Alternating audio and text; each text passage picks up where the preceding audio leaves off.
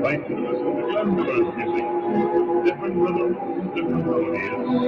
By that well-known swing trombonist and ace-ringer, Glenmiller and his orchestra. Playing for your dancing or listening pleasure at Glen Island Casino, just off the Shore Road in New Rochelle, New York.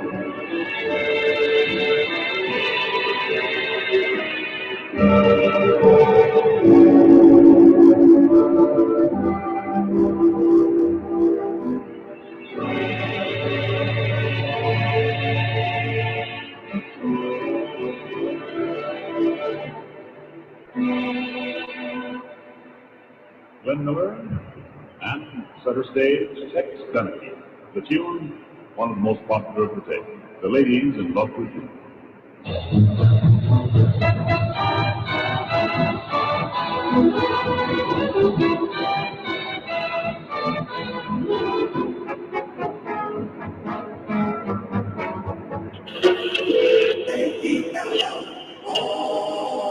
The Jell-O program starring Jack Benny with Mary Livingston, Phil Harris, Dennis Dave, yours.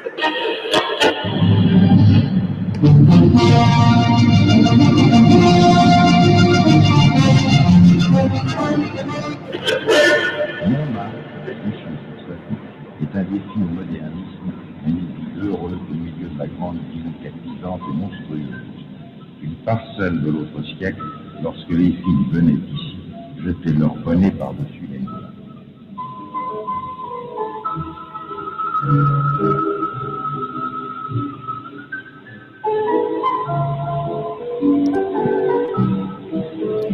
Hello, hello. Welcome to another version of this weird live streaming thing. What's up, Pumpkinhead? What's up, Jamie? How's it going? You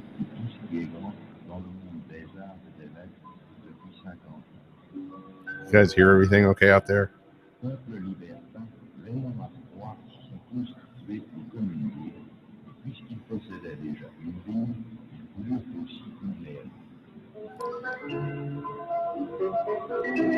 I'm doing just pretty wonderful, I guess. I don't know. I'm still sick, but hey, I'm getting used to it now, so I'm getting better though. Cool, it sounds good. That's a good sign.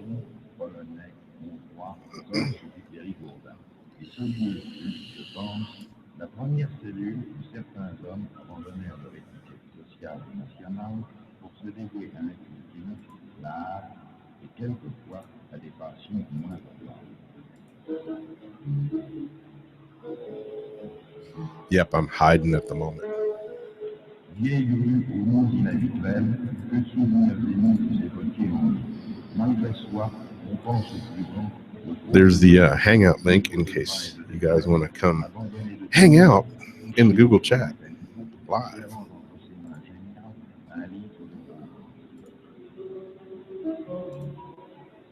Le Sacré-Cœur, nous pouvons bien certes pas à ce cadre, mais tous finirent par s'y habituer, et aujourd'hui, s'il n'est pas toujours I know, man. What's up with the sickness? The stuff's like just lingering and lingering. Yeah. I still got the sniffles, you know, still got the coughing. Gonna have to mute my mic because if I go into a coughing fit, I'm sure ain't nobody got time for that.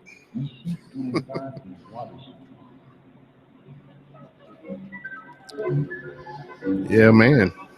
Come on aboard. I got a few videos to play. A couple of things going on. You know, we can always do some live ghost boxing and weirdness like that. Yeah. Holy mackerel, it's Mr. Wolf. Hey, Ovi. What's up, man?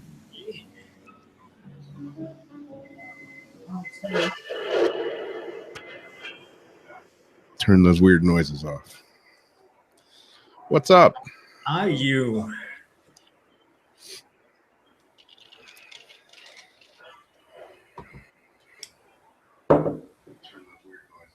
There. No more white noise either.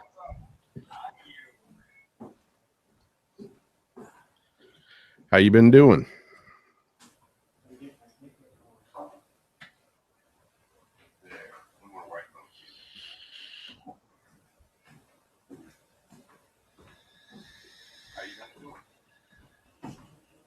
Not bad, not bad. Can you hear me? Yep, hear you good. Okay, I gotta get my paraphernalia so we're all copacetic here. There you go. Yeah, man, I'm out of hiding. It's about time. Exactly.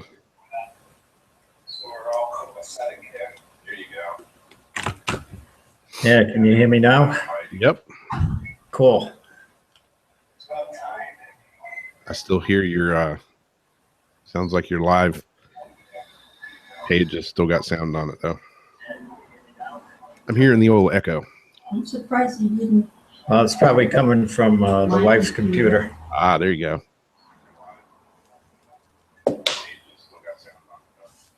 Cool. Yeah, Jamie, Perry, anybody hop on in. Get my headphones.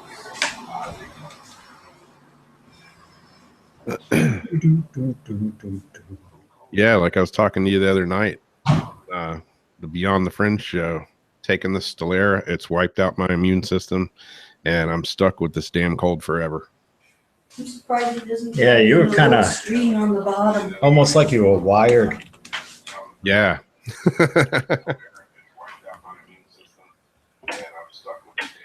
I'm only drinking lemonade and iced tea tonight, so you know. Oh, Taking so much Robitussin and whatever the hell that other stuff's called. Who knows? you ought to vape some Vicks Vapor Rub or something. Yeah, I've been vaping menthol just to clear my sinuses up a little bit. I just ate dinner a little while ago, and I ate a lot of wasabi on my sushi, so that opened me up pretty good. Trying to think of something. You probably should have a bottle of whale sperm. Yep, exactly. That's what you need. I've got some of my own DIY from Robert's recipe here somewhere. Yeah, we'll put about 10% and about 90% VG and Yep, have at it. it's red hot. Open me up all the way. Better believe it. Either that or eat some raw onion. Yeah. That can do it too. I can get all these windows sorted. Screen on the bottom. I've been telling everybody if you got Windows 10. Oh, wait a minute. You got a Mac, don't you? Yes, I do. I was gonna say, My laptop's got Windows 10 on it, though, for running all my paranormal stuff that runs on Windows. But yeah, I mainly work off a Mac. yeah, well, I tell everybody that if they have Windows 10 on their PC and they're broadcasting, Yeah. and I tell them to use Windows, the Microsoft Edge browser, because it's an app. So it doesn't use any resources, no CPU, and only like about 20 megabyte of RAM. So the lag is bad. Yeah, exactly, Jamie. That's the secret. I got a Mac. It seems to work good with the Google Hangout. It's not kicking my ass like it is Jason's. PCs work with just about everything. Yeah. Yep. I tried doing this on my laptop with Windows 10, and it was just a pain. I like my Mac, and it's an old one, man. It's from 2009. Robert always gives me crap about how old it is, but hey, they're expensive. I'm gonna get a new one of these days. But I'm running on a 5-year-old Dell. I mean, there you go. yeah, but it's all maxed out. Got the i7 going, got 16 gig of RAM, got a 2 gig video card. Yep. I'm good to go. Yep. Yeah, I only got 8 gigs of memory in this. Broke out an old goodie. Ah, there you go. Works for me. What's up, Albert? How's it going, Icy Lies? Yeah, Jamie, I don't know. Tell Jason to try that with the Edge. I think he mentioned something about broadcasting with Microsoft Edge, and he was still having problems. I don't know. Well, I mean, what it does is it does, like if you're using Internet Explorer or you're using Firefox or Chrome, you're always stealing between 7 and 11% of your CPU power. Yeah. And you're usually running 220 to 350 megabyte of your RAM with it. Ah. Where Edge doesn't do that. It only uses 22, 24 megabyte of RAM, and that's it. It doesn't even use the CPU. Oh, wow. Yeah. So if you're going to monitor your show, you're better off using Edge. Yeah. Yeah. Yeah, that's what I do. And that way, I don't have to worry about dropping frames and all that good crap.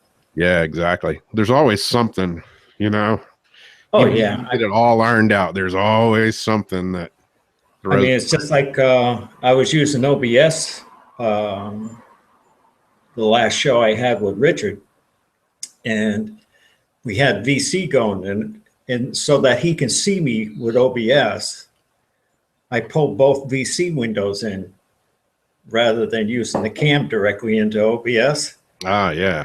Oh man, we were doing max headroom like crazy. Ah, there you go.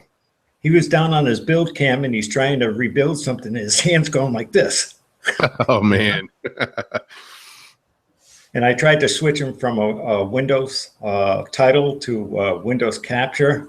Yeah. And he'd straighten out, and then I'm like, Yeah. I try and switch me over, he'd go back again. Yep. I went back to XSplit after that. Yeah. Back with that. Sometimes VC can really mess up bad, really bad. Yeah. Yeah, I know I was having a Mac here when we were doing VC stuff. Sometimes Mac doesn't like to play with that VC chat. I mean, it works, but you get that strobe, The flicker. yeah, flicker thing. Last time I used it, it seemed to work pretty good though. Well, when you capture the screen, you have a choice of going to the Windows primary or go to just the title bar. If you go to the title bar, maybe it might not flicker. I don't know. Yeah. So Cool. you can feel free to play. Yep, exactly. And the best thing to do is have somebody else that can come in or, do a test cast with you that's on VC and see if you can straighten it out. Yeah, exactly. But I mean, VC is by far one of the easier ones to utilize with OBS under normal circumstances. Hint, hint. Exactly. Evan How's it going, Aaron? just said hi to you Oh, yeah, he said hi to you back. in the chat. Yeah, well, I haven't got chat open. I don't like to do that kind of crap. I'm trying to keep an eye on it. We'll stick it off to the side here. Cool. Yeah, like I was saying earlier, I got a few videos. Got my my newest Weird Wednesday video from the lighthouse the other day. Yeah. Gonna play that and maybe have a couple of UFO videos and some other weird stuff. And see who else will pop in here and maybe do some ghost boxing or something. Who knows what? I don't have a plan. I just play it by ear. Have you seen where Scuba has used Zoom? No. I don't know if you can get that for Mac or not. What's it called? Zoom? Zoom, yeah. Huh. I'll have to check that out. It's like a Google Hangout, except you don't have to be in the browser to actually do it. And you end up having everybody's windows all up there that join in on they call it a meeting. Okay. And it uses about the same amount. It takes about 6 or 7 CPU cycles and Oh, wow. about 100 megabyte of RAM. How's it going, Raven G Hunter? Rayelena? Yeah. I went on, I know Jason that has Paranormal Soup. He's been experimenting with Blab. And I went on that today, and it worked okay. It took me a few minutes to figure it out, but it seemed to work, but I couldn't get my video, couldn't get my music or sound or anything like that to work. It was just me and my mic. And I know it's probably something on my end. It's, the nut behind the handle that is the problem. Well, we should have you segue over to iVlog. Yeah. It's a great place over there, and you can play anything you want, any kind of music. Yeah. It's not like on YouTube. Yep. So what's going on today in your weird Wednesday?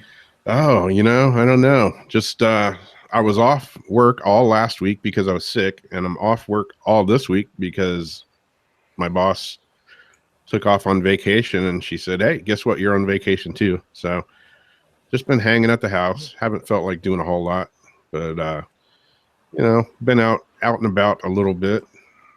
Mm-hmm. Went over to the lighthouse the other night and met some of my friends over there, and my friend Heather that has a tour company. She had some people out on a tour, so I brought my ghost box over there and we ran it for a little bit, and that's what part of my new Weird Wednesday video is. Not long, it's only about 5 minutes or so. So you've been getting a lot of action lately. Yeah, this is a very active little town that I live in. I'm lucky to live here. Lucky to be into paranormal weirdness and live in a town like this because it's just chock full of it. You got to go over to Robert's place one of these days and see if there's anything hanging around near him. Yep, exactly. Yeah, there's some weird places over in his neck of the woods as well. Wouldn't that wig him out? Yeah. That would wig him out. He's such a pessimist about this all. So. Yeah, Aaron, where are you at? You're in Alaska? Did I read that right a while back? They have anything interesting up in Alaska? My stepbrother was stationed. He was in the Coast Guard, and he was in Sitka, Alaska for 4 years. And he kept, telling me, dude, you got to come up here. You got to come, you got a free place to stay, everything. And I didn't do it. And I've been kicking myself in the ass ever since. Because I'd really like to go to Alaska. I don't really want to live there, but I wouldn't mind going for a couple of weeks.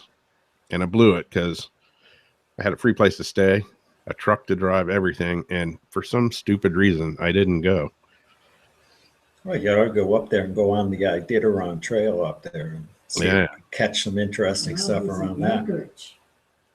Yeah, Jamie, exactly. That's what I wanted to do, was do some fishing up there too. Aaron, you're in Anchorage. Yeah. Yeah, see the bears. Run from the bears. I'm a fat kid. I don't run fast. But I could carry a big gun. Oh, just cover your head with your hair and get down on all fours, and maybe he'll mistake you for another bear. Exactly.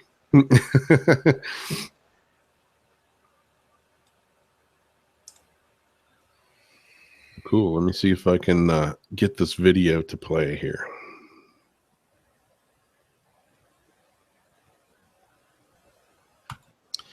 This is from the St. Augustine Lighthouse. I think it was on the 7th that I was there. Here we go.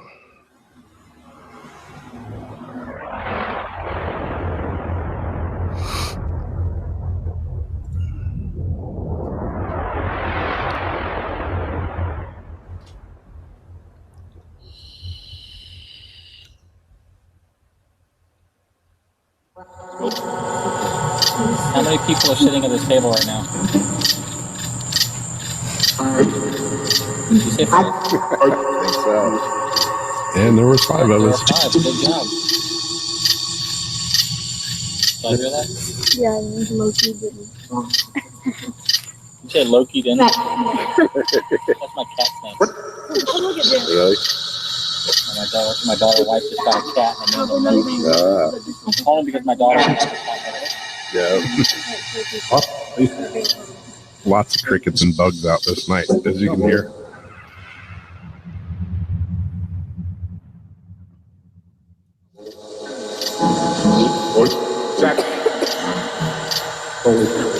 How many of us are over at the table right now? It's pretty cool. A lot of them. Right, but when you get a chance, load them onto your computer and pull them up. Hey. Can you guys take turns? Yes, ma'am. Oh, thank you. Somebody's got manners. Thank you. What? What? All right, let's try something kind of simple just to see if you guys are still here, okay? All right, how many fingers am I holding up? That was right off the bat. Did y'all hear it? Yeah. Okay. All right, that was quick. Okay, let's try again. Let's see. All right, how many now? Actually, right there, I think I heard 4, 5, 6, 7. Right off the front, but did you hear it? Yeah, the guests that were there, they had these ribbons tied on them with little medallions that were tied on the very end of the ribbon. And somehow, one of them came loose. Did you think them off? Did they untie it? I don't know. It was like sitting there from the lake, and then That's pretty cool. How tight did you have it? Did you have it like So right now, Heather thought that just the ribbon came untied off his belt loop, but it was actually the medallion that was tied on the end of the ribbon is what came loose. And they're tied on there pretty darn tight. Oh, they actually took the medallion off? Oh, wow. From 2000. Did you guys like the medallion then?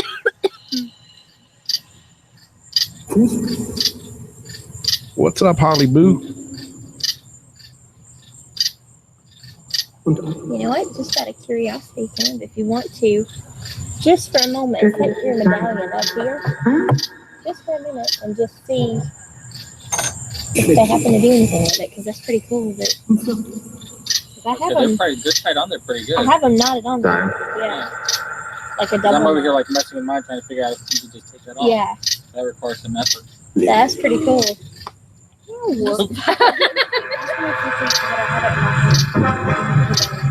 Do you think that Caleb has the medallion in hand?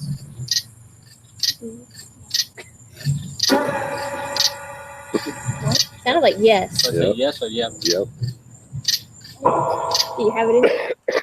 Oh, cool. Yeah, it sounded like toasters. Did somebody untie Caleb's medallion from the ribbon? This is a good reply. Yeah. Yeah.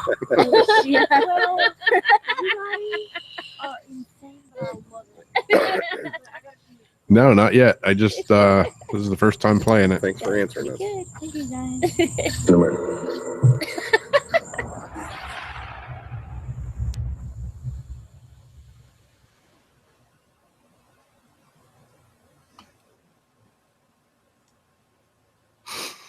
Yeah, it was, that was just some clips from the other night. Thought I'd throw them together, but yeah, it was kind of interesting. We didn't get a whole lot of replies, but the ones we did get were kind of pretty much on point. Yeah, Perry's here somewhere. I think he's going to come on, hopefully.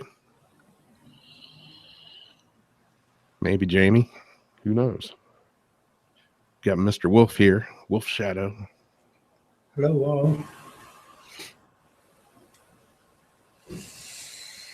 Thought I heard a few nasty words in there a couple of times. Yeah, when Heather asked, "Did you, when you guys untie that medallion?" I think it pretty much said, "Fuck yeah." I don't know what it is. They always seem to cuss a lot around me or at me half the time. Well, if you were in their position, you'd be a little. Yeah, probably. Upset. So. Yeah. I always try to talk to, spirits kind of like, they're just people that I can't see, just hanging out. Hi, Hollywood. Crap.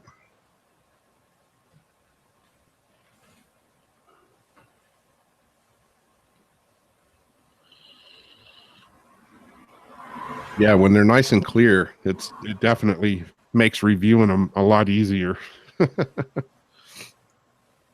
Do you ever get together with other people and just sit and listen to this stuff to actually do something with it? Or yeah, I try to. Yeah. Sometimes, we'll the end of the night we'll try to go over some stuff. A lot of times it's hard because I got it on I film everything with my video camera, which has my mic here. So I just got this little caddy thing. So I used to have to hold my camera, hold the mic, and it was a pain in the butt. So now I got this thing, and makes it a little easier to do the filming and whatnot. And but then I have my laptop, so it's kind of hard to review stuff right on the fly there because my little Windows laptop it's only like a $300 laptop, so it don't have all the bells and whistles.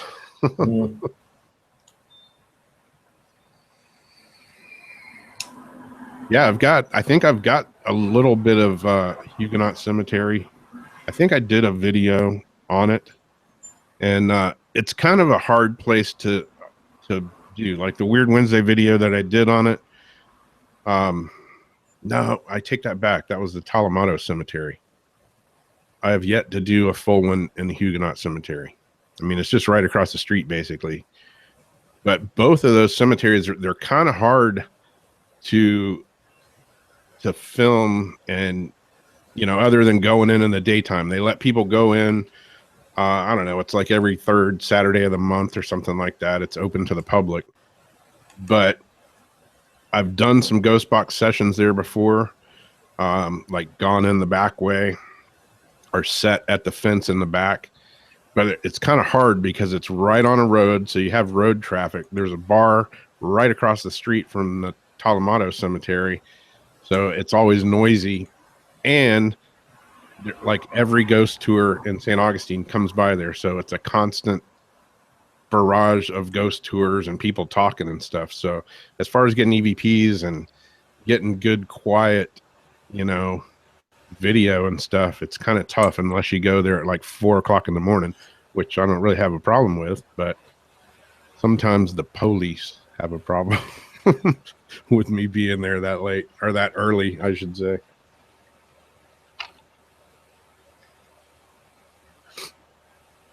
yeah, you're such a suspicious looking character. I know. I get the stereotype, But it's funny though, because most of the cops that have ever like stopped me and like, well, what are you doing?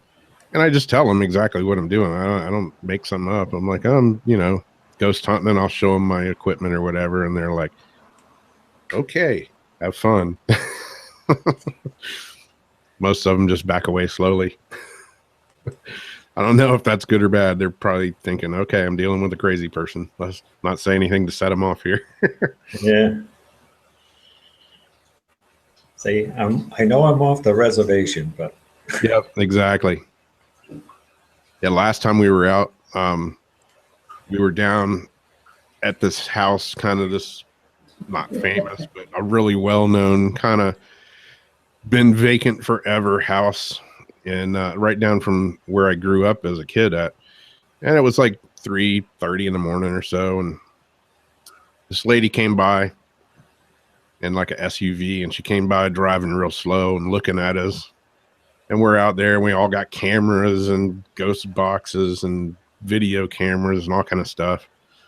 But we weren't, making a lot of noise or anything because it's a neighborhood, and, we try to be respectful. But we're taking pictures, and the flash is going off. And this lady drove by real slow. About 10 minutes later, she drove by again, even slower. And about 10 minutes later, here comes the cops. I know she called them, and the cop came up, just stopped in the middle of the road, got out, and he's like, "What the hell are you guys doing out here at 3:30 in the morning?" We're like, "Oh, we're, ghost hunters." He's like, "Oh, man." And somebody, one of the people that was on the tour or whatever, said something about pictures. And he's like, "Oh, let me see your pictures." And the lady showed him one, and she's like, "Oh, you got to look at the one he got." He comes over to me, and he's like, "Let me see your picture." And I pulled my phone out, I showed it to him, and he's like looking at it, and he looks at the house, and he goes, "That's right there?" And I said, "Yep." And he's like, "Oh, hell no, y'all have fun. I'm out of here." He just got in his car and left. He's like, don't do anything stupid. Have fun. You're on your own. Something comes at me, I'm shooting at it. So most of the time, you know, if you're respectful to them, they're pretty cool back. So don't really have too much of a problem. Unless, you know, you're in those places where there's obviously no trespassing signs and you don't go there, do you? I'm in the wrong, so I can't argue it at all. Yeah, Jason, Mr. Wolf that's here, he was talking about Microsoft Edge. Have you tried that when you were broadcasting in your Hangouts?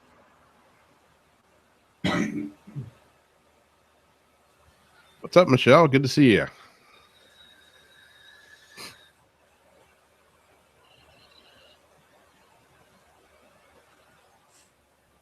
Jason, TPI, Michelle.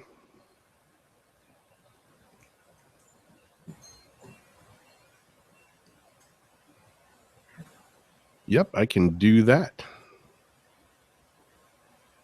I say I can do that. Let me see. Yeah, it's more the merrier.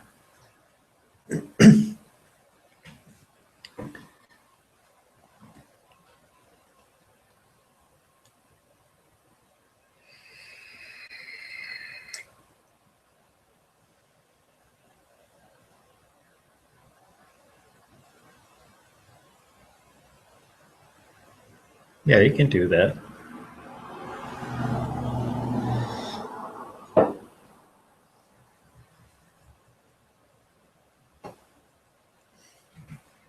But I don't get too many windows going here and freak myself out.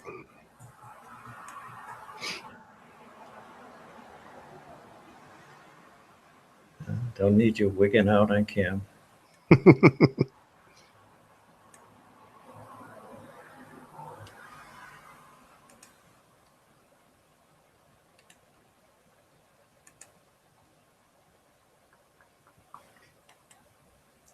So you guys got any ghostly action at where you live? What, up here in Rhode Island? Yeah. Well, we've got the infamous Conjuring House. Oh, there you go. Of course, we can't really go near there, understandably, but we went by it. Yep. And Annie brought us over to the graveyard where Tituba was. Ah. That was an interesting place. I didn't really see anything going on, but somebody was touched while they were there. Wow. Yeah, she wigged right out. She didn't know what was going on. Yeah. Yeah, it's always weird when you get touched. I've been touched a few times. And a lot of my friends say I'm touched in the head, but, you know. No. Really? Yeah. Can you believe that? I don't understand it. What's the matter with people? Exactly. Just because I talk to people I can't see. Yeah, Jamie, I sent that to you on Facebook, by the way.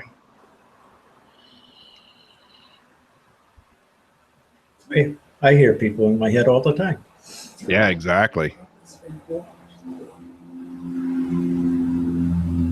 Yep, I am on a Mac. My brother has been walked through. Yeah, Di was just saying that her brother, Steve, has been walked through. Really? Yeah. Yeah, that's weird. I certainly wouldn't want to have it happen to me, that's for sure. That's almost like in the movie, I've been slimed.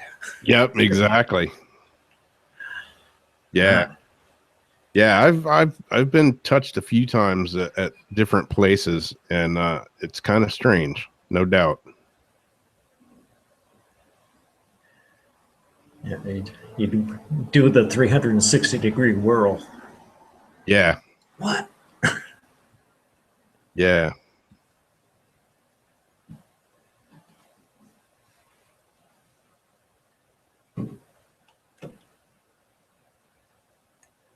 Nobody knocking at your door yet, eh? There you go, Perry. I sent you the link too as well. On the old Facebook IM.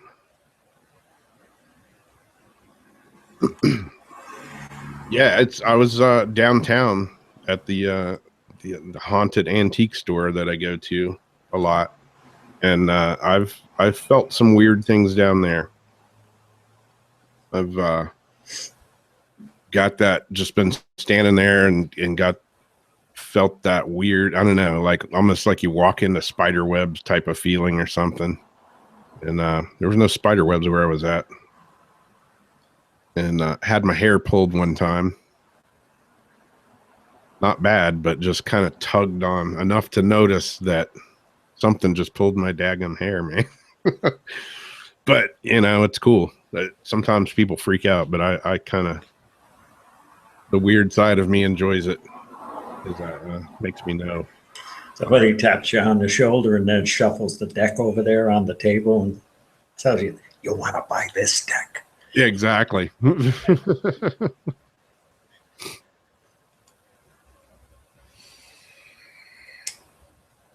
Yeah, Aaron, the Hotel Ponce de Leon, if that's you're referring to what is now called Flagler College. Yeah, I've been there a bunch of times, and it's an awesome place.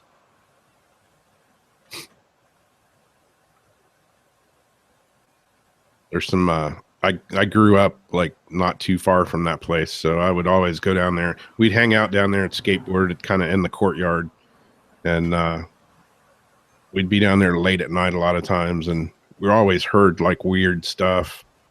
You know, you always hear stories about the baby that cries and all kinds of weird stories from that place, and we've heard a bunch of strange noises, and I've been in there actually and kind of cruising around on a unofficial tour, and had some pretty strange things happen inside the place as well. I'm going to go down there and actually film, try to get in the place and film a little bit more and make a video out of it, hopefully sometime before the summer's over.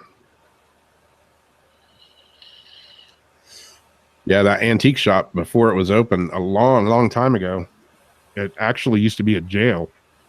There's only like, I think there was 2 or 3 cells in it. And it's been, you know, a bunch of different businesses and stuff. But originally, yeah, it was a jail way, way back in the day.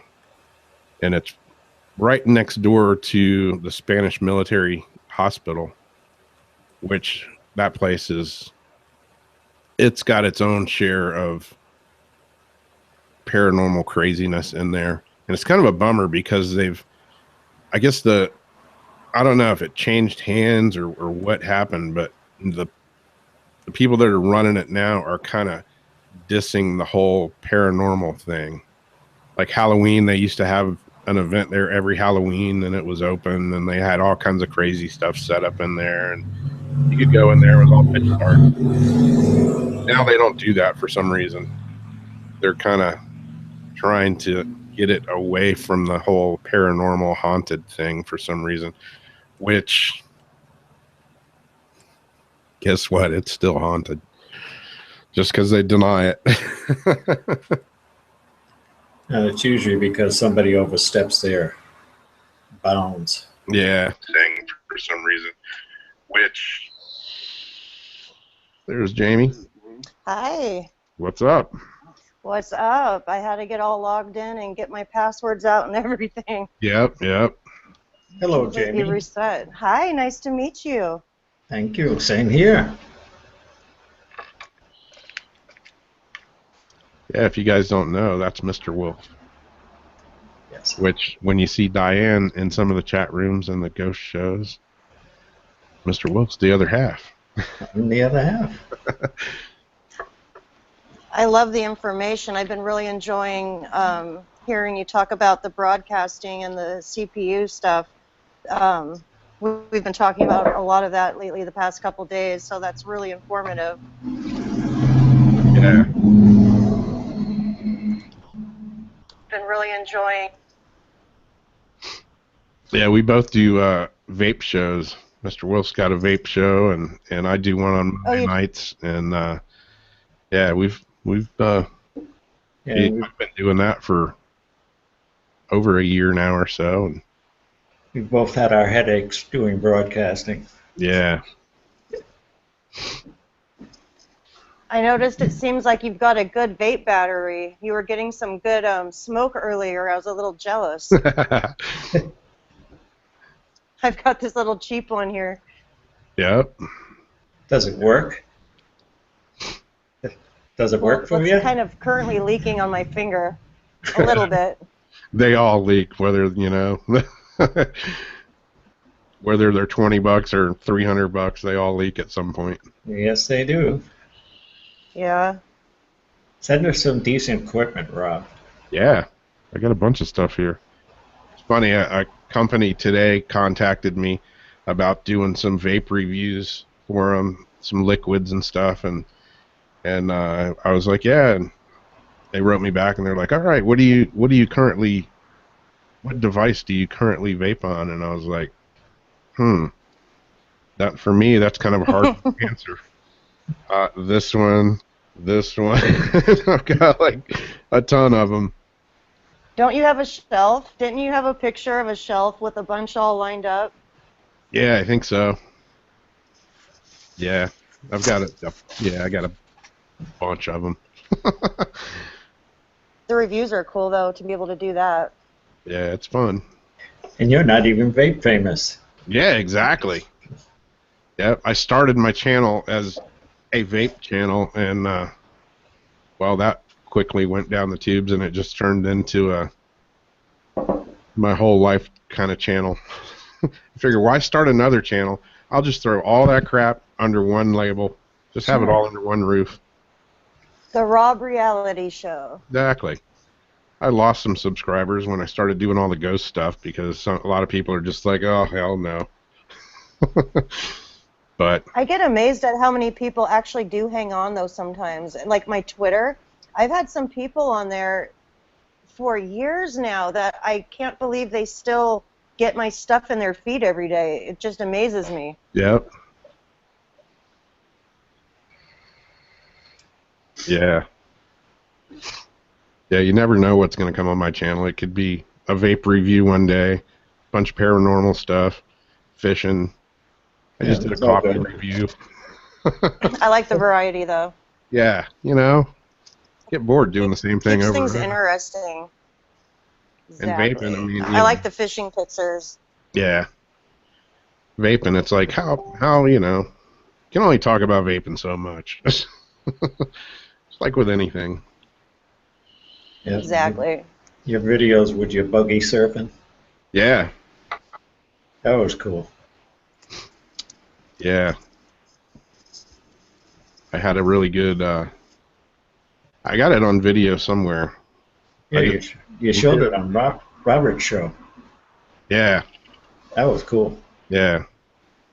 I got a one video that shows a really good wipeout. I was messed up for a while after that. I was doing like, I don't know, a little over 40 miles an hour, and I hit a waterlogged coconut on the beach. Oh, no. Wasn't good. Yeah, you got to watch out for them coconuts. They'll get you. Exactly, every time. Yeah, thing just jumped right out in front of you. It did. I saw that. Yeah. You have it on video? I've got part of it on video, and yeah, I actually have the wipeout on video too. Awesome. Yeah, you'll see that coconut just jump right out of it. Exactly, man. Who left that there? Yeah, Mother Nature. It was funny too because there was a couple walking up the beach. They're like coming towards me, and I'm going, against the grain, and just hauling butt. And it was like a big northeaster, so there's all that. Sarah got some seaweeds all washed up on the beach, and I'm hauling ass. And just at the last second, I saw this coconut, and I was going too fast to turn, and it hit the front foot peg on my buggy and pretty much ejected me. And then the kite also took me for a little ride.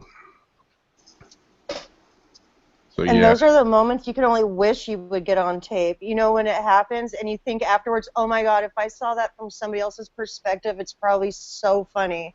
yeah. At first when it That's happened, awesome. I flew in the air like 30 feet, landed, like totally wrecked myself, and just the people that were walking up the beach, their eyes were like as big as dinner plates. That's And perfect. I jumped up, you know, it's like I totally busted my ass, but I jumped up like nothing happened. I meant to do that. Exactly. And they were like, "Holy shit, man, are you okay?" And I was like, "I don't know." I'm bleeding. Yeah, it was just a total wreck. I'm bleeding everywhere. Lost all the skin on my arm. Knocked a tooth out. Oh no! Yeah, it was a total disaster. That's really bad. And I jumped back in the buggy and took off. I would have hit the deck laughing. Yep, you smile at everybody and go, I'm okay, and you got blood gushing out of your mouth. It was coming from everywhere. Oh, God. And my cousin was up the beach videotaping it, and I got back to the car. I was like, the whole way back, I'm just like, I just got to make it back to the car before I pass out. I just got to make it back to the car. In his commentary, You really wrecked. while Rob is being dragged down the beach by the kite, we'll go over and make sure that his buggy is okay. Yeah, exactly.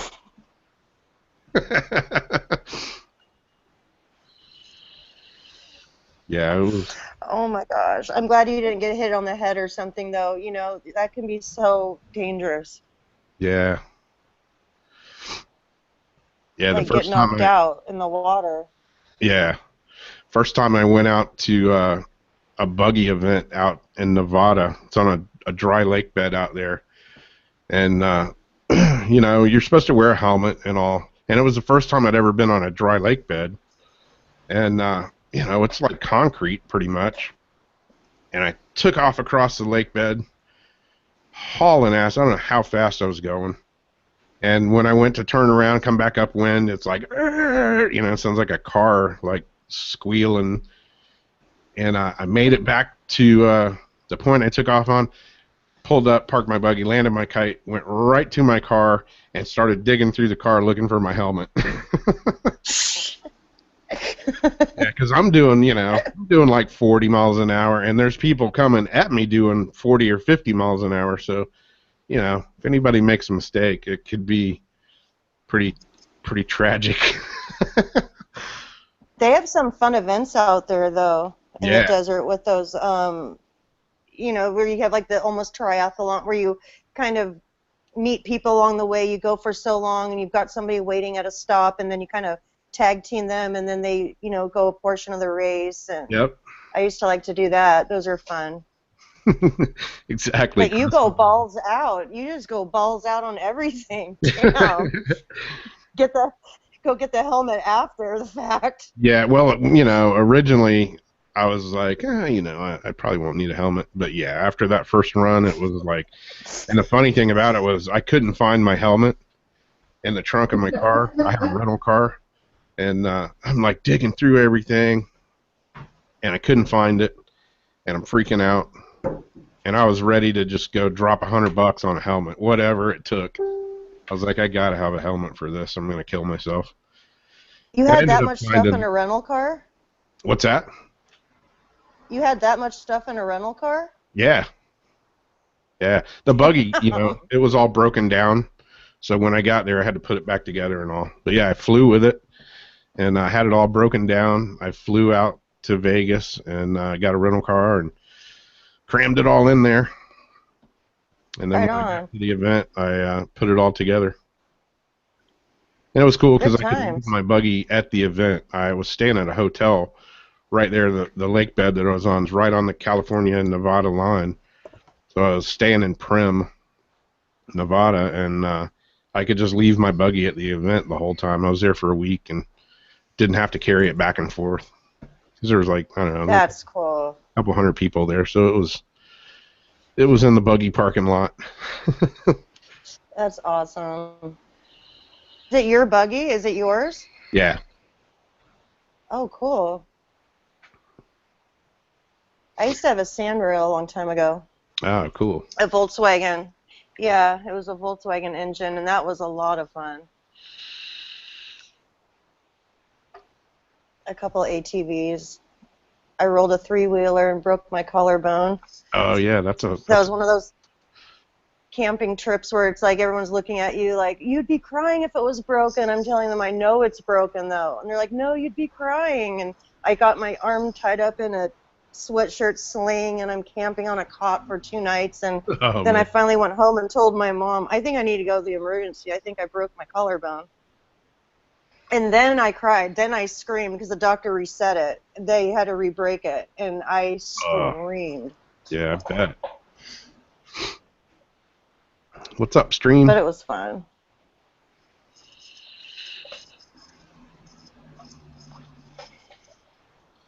Yeah, Aaron and I surf too.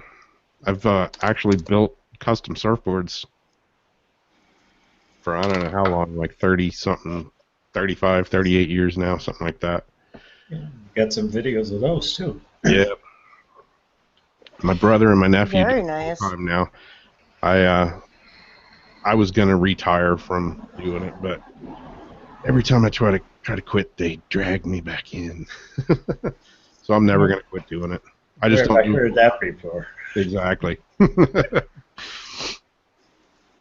That's the life, though. I always like wanted to like move to Hawaii and just live on the beach and live in a shack and have like a little jewelry business on the side, you know, sell jewelry to tourists and just live off of the beach. Yeah. And try not to step on those pop tops. Yeah, really. Yeah, you used to be able to do that, but now a shack on the beach in Hawaii is like a fortune. My nephew goes out there every winter to surf, and he goes out there usually for like 3 months every winter. And he stays in the same place every year. The lady that owns the house really likes him, and he just tells her what dates he's going to be back and who was ever in the house at the time. She's like, yeah, you got to leave. That's cool. That's way cool. You see all the people that have their little surfboard shop, you know, the little surfboard shops like in the trees, and it's all jungly, and they're just out there, you know, in paradise, just sanding away the surfboards, and oh, it just looks like heaven. Yeah, it's actually a pretty dirty job, but, you know, yeah, it's fun. I've been doing it so long, so. So up here this coming weekend, we've got the Paracon going on. Ah, cool. Yep, Diane wants to go to that, and she wants to listen to a speaker that's going to be talking about vampires up here in Rhode Island. Oh, wow. So. Oh, very cool. Should be interesting for her to hear this guy. He's supposed to have a video and the whole 9 yards. So. Oh, wow. And we'll get That's to a talk topic I don't hear. Go ahead.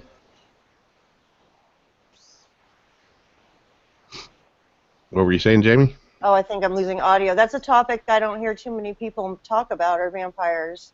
Yeah.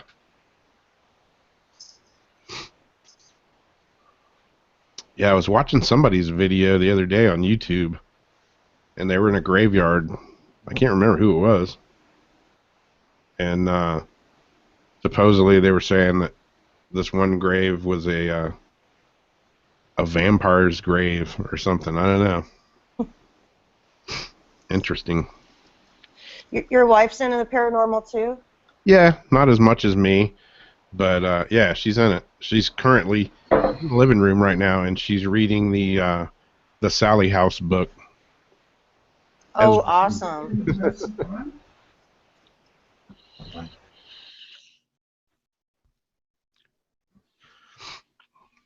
Yeah, I heard Jason talking. Is Jason still in here? Yeah, the wife was just I haven't seen the chat. About the Mercy Brown house up here in Rhode Island. No, Mercy Brown. Mercy Brown, rather. Ah. Very cool. I don't follow it as much as she does, so she just throws these things out at me. Haven't they ever heard of Mercy Brown?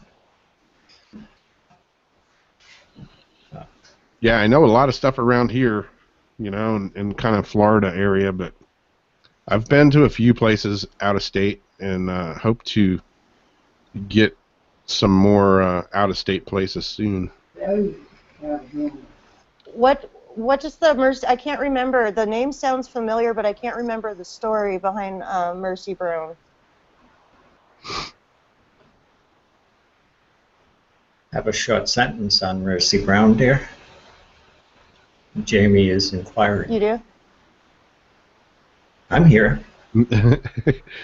I don't know who Mercy Brown is. The wife does. I'm more into lycanthropy. Yeah, back in, I believe it was the late 1700s. Late 1700s. She was a girl, and there was a play going around. What the hell was it? Speak loud. Maybe I can pick you up. Yeah, I hear her pretty I can good. hear. Oh, okay. Anyways, there was one of those diseases going around that was killing people. They called it consumption. Oh, yeah. Okay, and so she ended up dying from it, and other people had died from it after her, and they accused her of giving it to other people, but it was going around. Everybody was dying of consumption back then. And they ended up burying her, and years later, they dug her up, like 15 years later or something, and her body was intact. She hadn't decomposed at all. Wow. So they said she's a vampire. Wow. Well, there you go. Yeah, that's kind of like Very interesting. kind of like that story Perry was talking about in the graveyard there where he's at. I think it's at the Al Capone's graveyard area there. Where she's buried down in Exeter, Rhode Island, which is the southern end of the state in the boonies. On Halloween, you'll see a bunch of people dressed in like the black robes and everything like that, having rituals down at her grave. Wow. Yeah. Wow. We got a couple. Pretty cool. Couple of things up in this area. We got. We also have the Hazard home down the Newport Narragansett area. That supposedly Old Man Hazard was a Druid priest, and he used to have sacrifices across the road from his house. I even had pictures at one time of the altar with the 6 pillars around it. Oh, wow. Charles Hazard, And there was a rock there, huge boulder actually, and it was carved on it about damning him to hell and the whole 9 yards on it. And I had taken pictures. This back in the days of, film with Nikon cameras and things of this nature. And I took pictures of that, and if you stand at the altar, you can look right through the trees to the house. And the upper window had 9 panes with the Druid symbols in them. Ah. There were blue panes with the Druid symbols. And I took pictures of those. Now, consider, I've been into photography ever since I was 14 years old, and I'm 67 now, so I've been doing this stuff for quite some time. I developed up the film.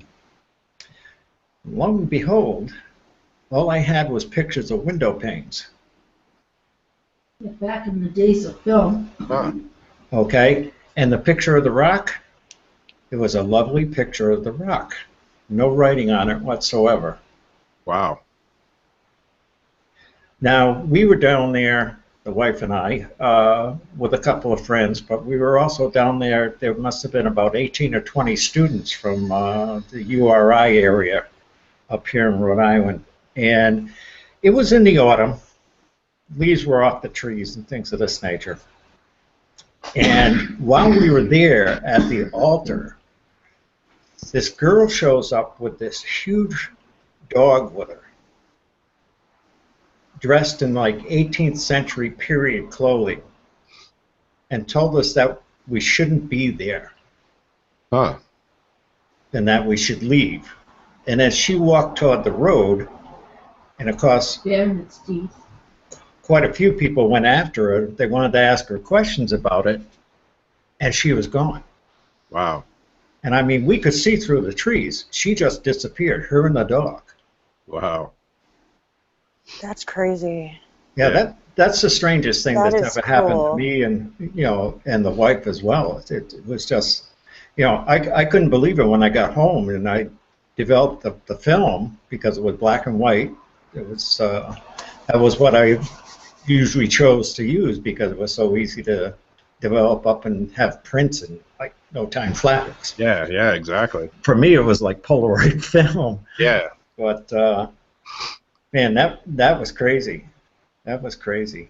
Yeah. I mean, we both saw the symbols up on the window, and I had one of them 400 millimeter stovepipe lenses. Yeah. So I mean, when I was shooting, I was getting basically just the window, and that was it. Wow. So. That's an awesome experience.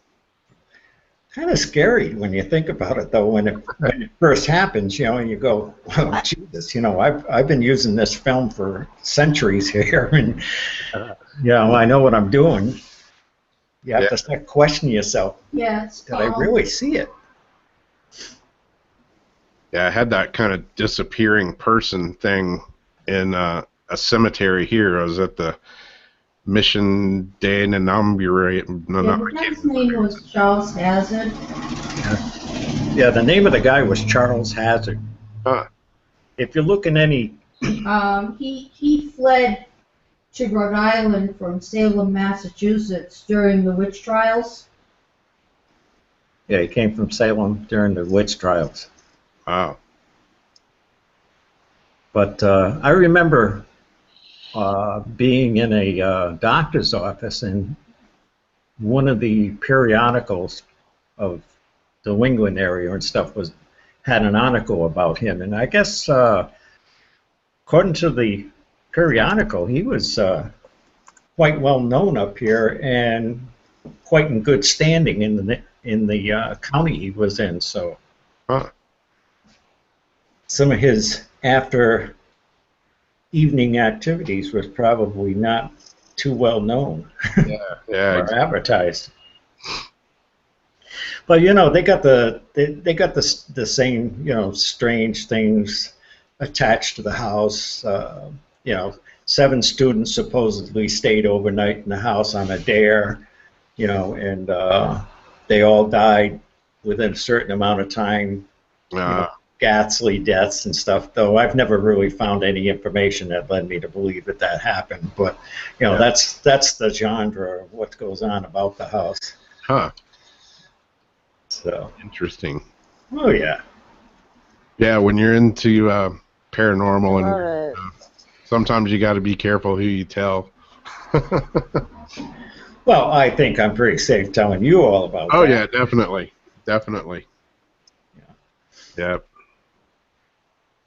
Yeah, my friend Heather that has the ghost tour company here, she has 3 kids and 3 young boys, and she's always like every part, when the school year starts and she meets other parents, sometimes she has to, talk to them. They're like, "Oh, what do you do?" And she's like, "Oh, blah blah blah blah blah blah. I have a ghost tour company." And they're like, "Oh, okay."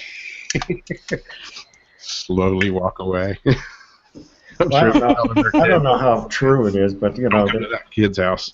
Also, if you go through the woods in a certain direction, you come to this home for unwed nuns type area. That supposedly they had a lot of abortions and stuff that went there too. So, the whole area down there probably reeks of paranormal activity. Yep. So, yeah, it's everywhere. Oh, of course it is. What were you saying a second ago, Rob, about your weird experience? My audio cut out, and I don't know if you finished it or if it got... Oh yeah, I was when he was talking about the lady that kind of vanished. I was in a cemetery here in town, and I was in there doing some video for one of my Weird Wednesday videos, and I think I talk about this in that video somewhere. But there was a lady when I went in the cemetery. It's a really old cemetery, and there was this lady.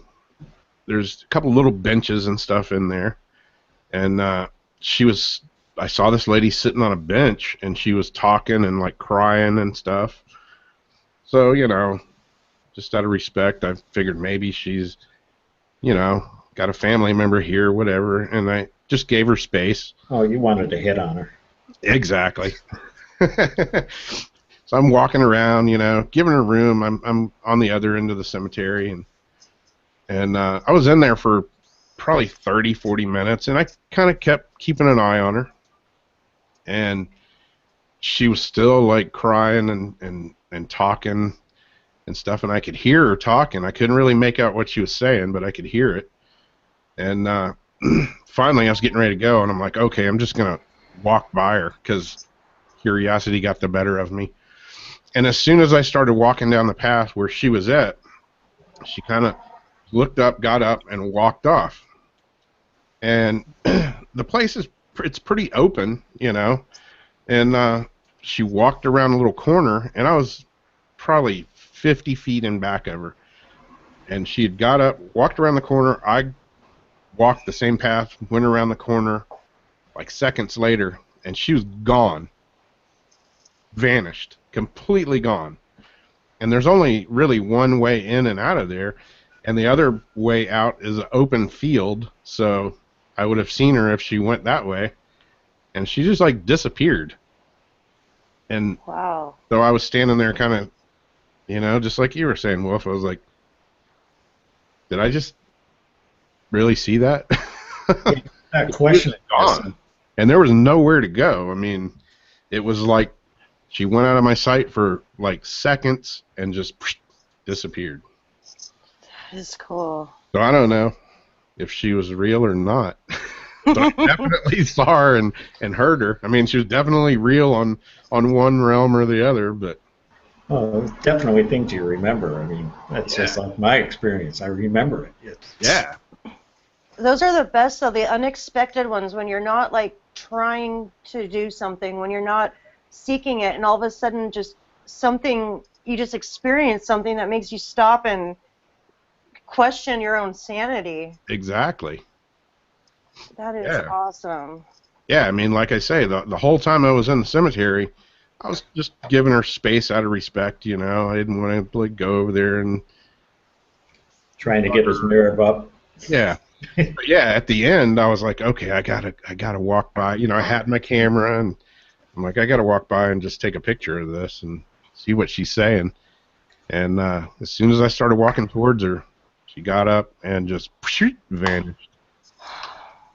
And yeah, I was just, questioning my sanity at that point. I was like, what the hell? How does that happen? I got goosebumps. That is a trip. Yeah. I mean, I would have put money on it that it, it was a real person.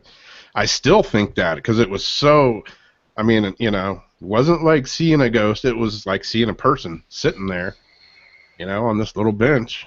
And he just got up, took 10 steps, and disappeared. Okay, truth or dare. I looked everywhere. I'm like, okay, this is... Okay, truth or dare, Rob. Truth or dare. Which would you rather see? A person that looks like an actual person sitting there that disappears, or a full roaming vapor?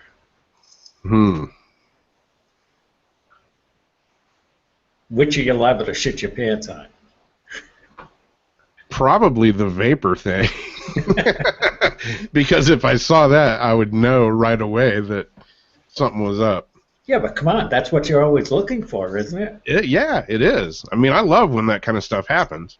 It wasn't like I went running out of there all scared. I was like looking for, like, that's what I look for, Have you gone back? Have you gone back to see if you see it again, or if you... Yeah.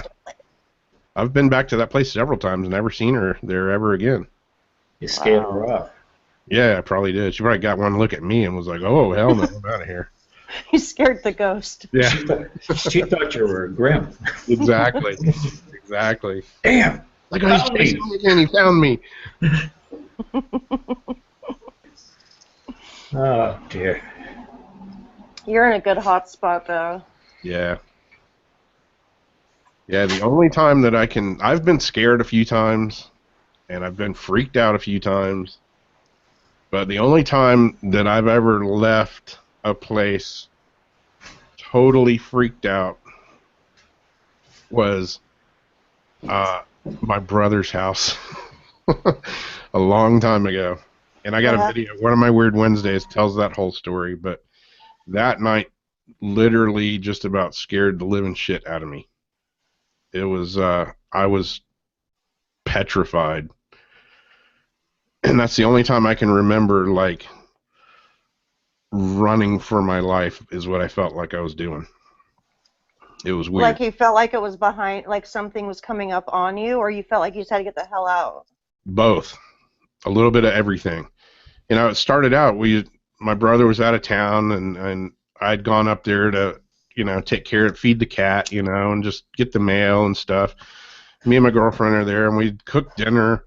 We were watching a movie, and the cat started freaking out. Started, you know, doing that meow, meow, meow thing, and it comes out in the living room and is like doing the full-on Halloween cat look, you know, all hunched up.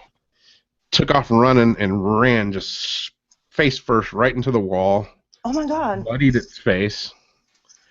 And just the energy, you know, that we heard something like bumping on the roof, and just heard these weird noises, and just the energy just like built, and it almost felt like, I don't know, it's weird. It's hard to describe. It almost felt like the place was vibrating or something. And it came to a point where we just hauled ass, left, and it was pretty sketchy. I don't even remember going down the steps. It was a 2-level house, and I don't think I touched but maybe 1 or 2 steps the whole way down. We left. We got in the car and hauled butt. I left all the lights on. The TV was on. Everything was on. I didn't turn nothing off. I hauled butt. And called my mom later, told her what had happened, and she was like, "Oh, you probably just heard an animal, or you probably just, you know." I'm like, "Well, whatever." I left everything on, and guess what? I'm not going back up there to turn it off. Does he get other things? Does stuff like that happen other times? Because it's strange when I've heard things like that, when it's like the thing on the roof almost, it's almost like, you know, when you hear the 3 taps and then you hear the skittering across like the roof from one end to the other, you know, where people describe like animals, or it's like something running from side to side, like almost surrounding them. Yep. It's usually like an ongoing thing. It's not something that just shows up, you know what I mean? Yeah. Well, there's a part 2 to that story. Because it was a couple of weeks later, he was like, "You had something weird happen up at my house, huh?" And I'm like, "Oh, yeah." And I told him, and he was like, "Huh." And I think he built this house in 1974. And the downstairs at that point was all just a garage. And then the upstairs was the livable place. You know, downstairs had the washer and dryer and just a garage. But yeah, when they actually just moved into that house, and it was built from the ground up, brand new, he told me that him and his wife came home. This is before they had kids or anything. They came home, and he had a dog, and he was taking care of his friend's dog. And he'd never told anybody this until now when he was telling me. But he came home, and the dogs were in the garage, and he opened the door. There's, you know, a regular garage door and then just a regular door to the garage. He opened the regular door, and both dogs, like, were beat feet, and it, like, almost knocked him down. His dog was a typical looking brown German Shepherd, and the other dog, I think his name was Bella, and it was kind of a shepherd looking dog, about the same size as a German Shepherd, but it was solid white. And when both of those dogs came bolting out of the door, the white dog was completely covered in blood, and so was his German Shepherd. And they hauled ass out of the door, out the driveway, ran all the way to the beach, and he found them in the ocean. And you said the cat ran into the wall, right? Yeah. When I was there, yeah. But he went in the garage, and it looked like somebody, what he described to me was it looked like somebody went in there with like 10 gallons of blood and just massacred everywhere. And he said he combed the whole garage over, could not find any feathers, any animal parts, nothing. You know, he figured at first was, holy crap, the dog's like must have cornered something and torn it to shreds. But he could not find anything that resembled nothing but blood. And it was everywhere. Oh my God. It was on the walls, it was on the ceiling, it was on the floor. It was everywhere. I bet there's an attachment to the land right there, something weird. Yeah, it was a long time before I went back to his house. And since then, I've never been in his house alone. But he's, you know, my nephew, his son lives downstairs now in that garage. They made it into like a garage apartment, and they've never had any other. Not yet. Like that, yeah. Not yet. You know how those stories go, though. I mean, that's like, I'm surprised they haven't seen shadows. That's like usually when the shadow stuff starts to come into play, and yeah, you know, that stuff you see out of the corner. That's like a different kind of energy than like today. I had something happen that I actually called Jeff, and I told him I was scared, and like I don't ever get scared. I felt like such an idiot like afterwards. He even called PG&E to see if there was a brownout, and there wasn't. And you know those moments when you feel like something's just screwing with you, you know, it's like you just stop, and it's like you just know that such like things that just add up really weird. And just some stuff was weird earlier, and then I was playing Angry Birds, and it was like I had a moment of just not even paying attention to my surroundings because I'm usually really alert, and I was just kind of paying attention to the game, and then the TV, I started seeing a flash from outside, and the TV just went blasted to the popcorn. And so I stopped to look at that, and I was seeing the flashing outside, and it was tripping me out. And then I noticed the two kitchen lights started to flash, but one went off, and they're both on the same, like, switch. And wow. The one in the back went all the way off, and then the one above me just started zzz, zzz, zzz. So I'm turning stuff off, thinking, oh my God, the house is like about to blow up, you know? And I called, and then I went to go down the hall to look at the camera, because I thought, I wonder if somebody cut the power even in the house, because it didn't make sense. The fan was still on. Other stuff in that corner of the house should have been off, you know? And so I had the feeling I did not want to go down the hall. Like, all of a sudden, I thought, oh, fuck this. I don't want to go right now, you know? And I called Jeff. I'm like, dude, something's weird, and the lights are going on. And I just felt, like, trapped in the kitchen, you know? Yeah. But that's, like, a whole other thing when those kind of stories, especially with, like, land attachments. Yeah. Yeah, my brother also thought that, you know, he building a house here on this piece of land, and it wasn't the first house, but it was one of the first houses in this whole tract of land there. And, you know, he thought, well, maybe somebody's screwing with me, somebody's trying to scare me or something. But they were, man. That was a pretty good prank to pull. Yeah, I was going to say, even if it was kids, you know, you would have seen, like a breaking in, some sort of, like, something. Yeah, he said there was no sign of, you know, breaking in, no sign of any doors, you know, that had been jimmied or anything weird. The only weird part was when he opened the door. And you can still go in there. You know, he had to clean the whole place and everything, but you can go in there and still see some of the stains, like up in the wood part of the ceiling and stuff. Oh my God. Still there. See, I think, you know, people always think it has to be a documented, like, haunted house. Like, it has to be a haunted location. Like, I think hospitals can be haunted whether they're abandoned or they're operating. You know, there's stuff, there's energy there, there's stuff going on.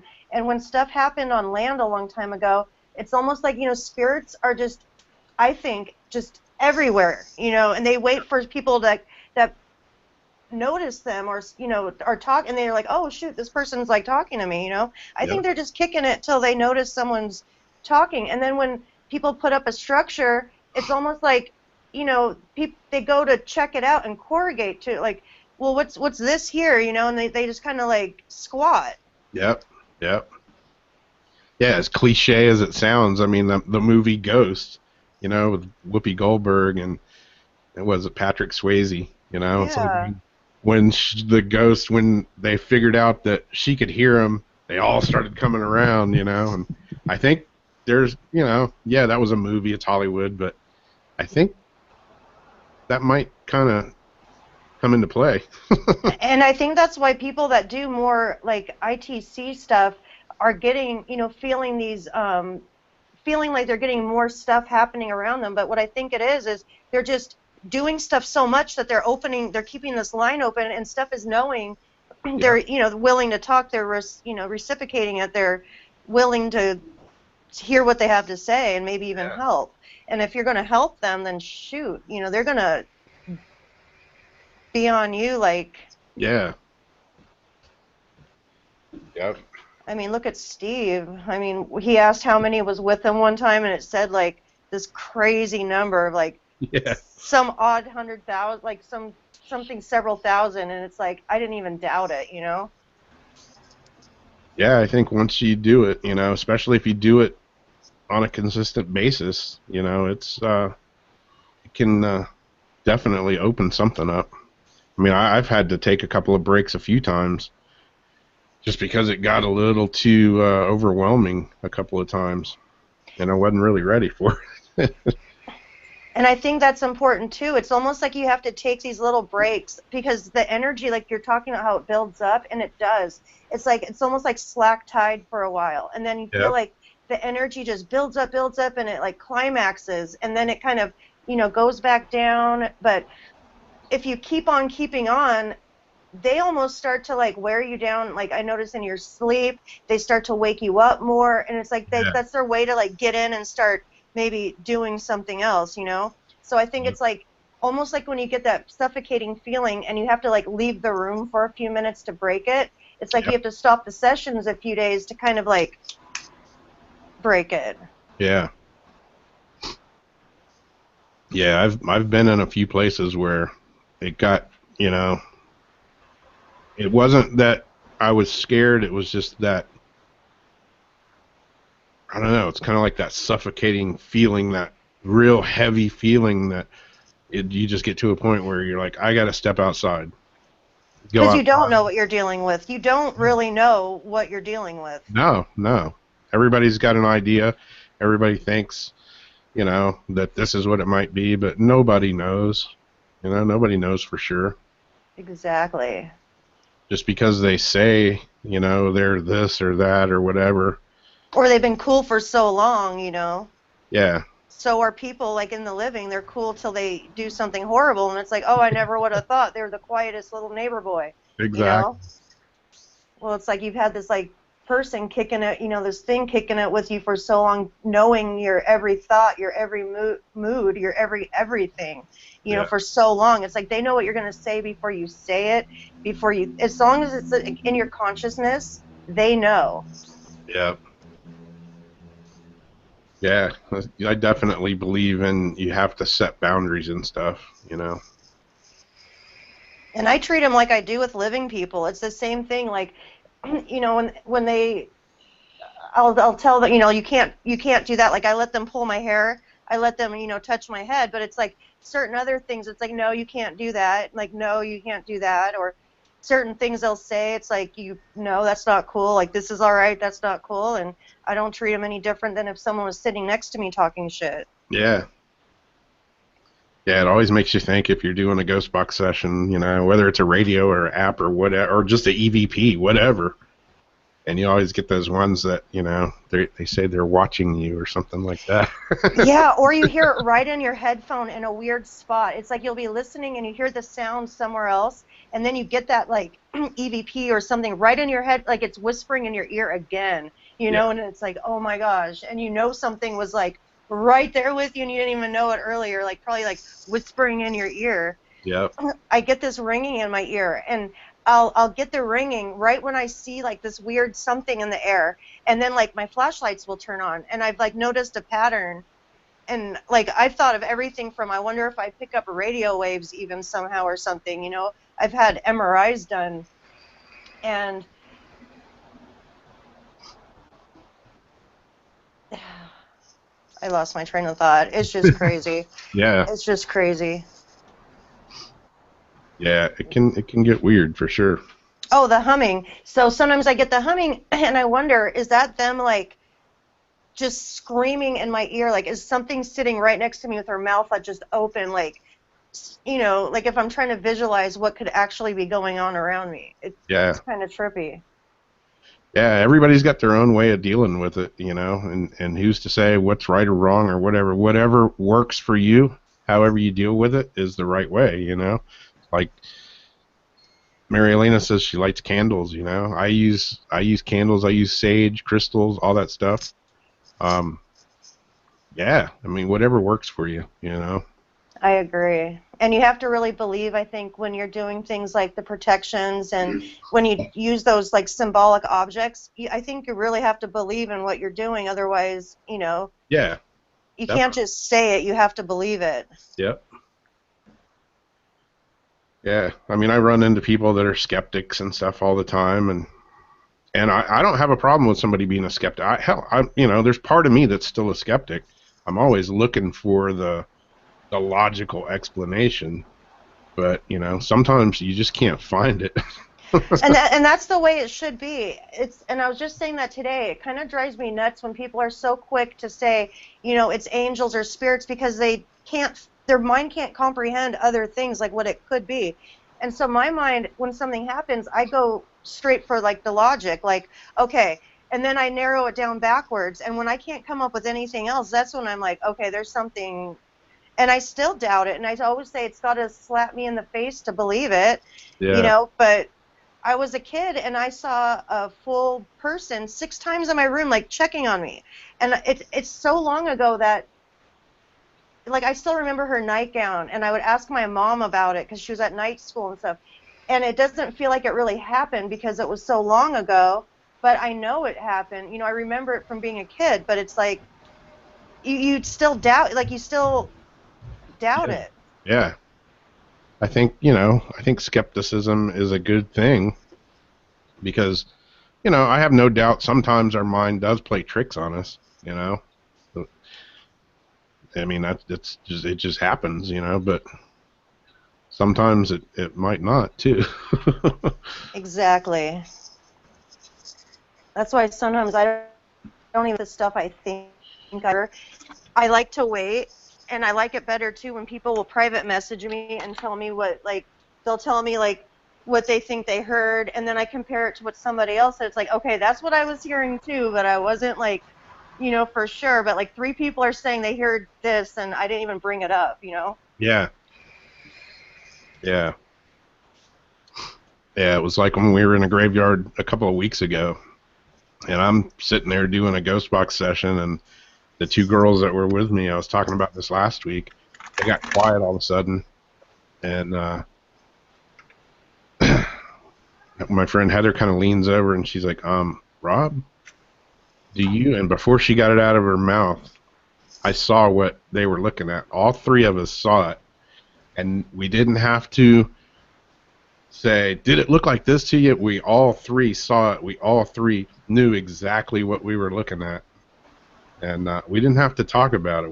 We saw it. That's cool. That was strange. Jeff Yeah. and I do that sometimes. We'll go to places, and like we went to this Finley's Hotel that we actually saw on, I think it's A Haunting. There was like some show, A Haunting, where they would show like people that, a few times you could tell these people just wanted to be on TV, but there were some of them that you actually think, these people, I think, really believe something happened, whether it did or not. Like, it's pretty convincing. And there was a place in Manteca out here that was on the show, so we went out there to check it out. And it's this bar and grill that had a little house on the back. And, we went into it, and the people, because I called ahead of time, so they gave us like a tour of the place after. And like, you could just, it's like that heaviness you're talking about, like you can feel it when you walk in. And so, Jeff and I don't say anything, and we walk, through the place, and we're there a couple hours, then we get in the car and we just look at each other, and it's like, okay, now compare notes. It's like, and did you feel it? Like, yeah, and it was like this, and it's like both of you are just like, what, just, it's really cool. It's good confirmation and verification when you have someone else with you that experiences the same thing. Yeah. Definitely. That's cool too, that you have people that you can go out with like that. That's, always down to kind of like, let's just go meet up at the cemetery and do a session, or let's just go down and do this, and it doesn't have to be a big thing. Yeah. Yeah, I used to do a lot of stuff by myself, and I've been in like some weird old abandoned buildings and stuff like that by myself, and it's probably not the smartest thing to do. And but it wasn't like I would just go out and hey man, you want to come to a haunted building with me tonight? A lot of my friends were like, hell no. So I didn't have too many people around that I could do that with. But I've met quite a few people in the last year or so, right here in town, and my friend Heather, that's like my favorite ghost hunting partner. She's awesome, and she definitely has some abilities, gifts, whatever you want to call it, and she's always a good one to go with because she picks up on a lot of stuff. I pick up on things sometimes, but I'm still learning all that stuff for sure. But when it hits you, you definitely know when you're picking up something. Oh yeah. Whoa. Come out of nowhere. And it's that gut instinct. It's like our instinct and our intuition. It's almost, I think, like a spirit antenna. Like, everybody talks about being born with this instinct. Like, well, what if that's like your guides, or that's like their way of talking? Like, what if that's like the inside voice isn't really like an inside voice, but your guides, because it's all, your intuition's almost always right? Yeah. So where does that come from? Exactly. I think everybody has, whatever, that sixth sense or whatever you want to call it. I think everybody has it. Just some people know how to access it or use it. And some people totally, deny it and don't want anything to do with it. But I think everybody has it. Well, how many people get shut down as kids? I mean, it's like when you're a kid, you get told it's in your head, or you had a bad dream, and you learn to just, kind of think it away, So Yeah. I think it's like when I was a kid, my parents, because my mom is sensitive to things too, and she's had a whole bunch of experiences. So when I started saying stuff to her, it was like she didn't doubt me. Like when I was 5 and I told her about the shadows on my wall, like they would come in and look at it, and they would look. They didn't tell me like there's stuff in my head. They believed I wasn't a liar and I wasn't a storyteller. So if I'm saying there's something going on, there's something going on. Yeah. So luckily they always, kept my imagination, like they kept my mind open. They didn't shut me down. Where some kids just get totally, Yeah. You know what I mean? Oh, you're seeing things. There's no such thing as monsters. Yeah. It's all in your head, right? Yeah, and I know some parents do that, because they don't want to freak their kids out, but yeah, I don't know. I think kids and animals are definitely more open to stuff like that. How many stories, how many people in here in the chat room, whatever, are watching, had an imaginary friend, At the time, it might not have seemed so imaginary to you, But who knows? Who knows? Exactly. I didn't even think about that, the imaginary friends. Yeah, I've got a friend of mine that their daughter has been seeing things, and she's like, I think she's 14, and she's been seeing things and hearing things, and her parents are kind of freaked out about it.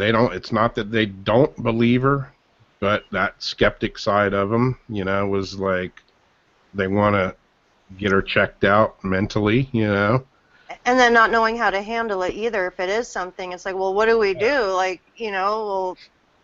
Yeah, they were asking me, what do we do? And we've had her talk to a psychiatrist and all, and the psychiatrist said there's nothing wrong with her. And I'm like, don't be afraid to set boundaries. If there's something that's freaking her out, just go in your house, and talk to them and tell them that you don't want them scaring your kid. You don't want them. They're welcome to be there, but they got to behave themselves, And as stupid as it sounds, sometimes that it works,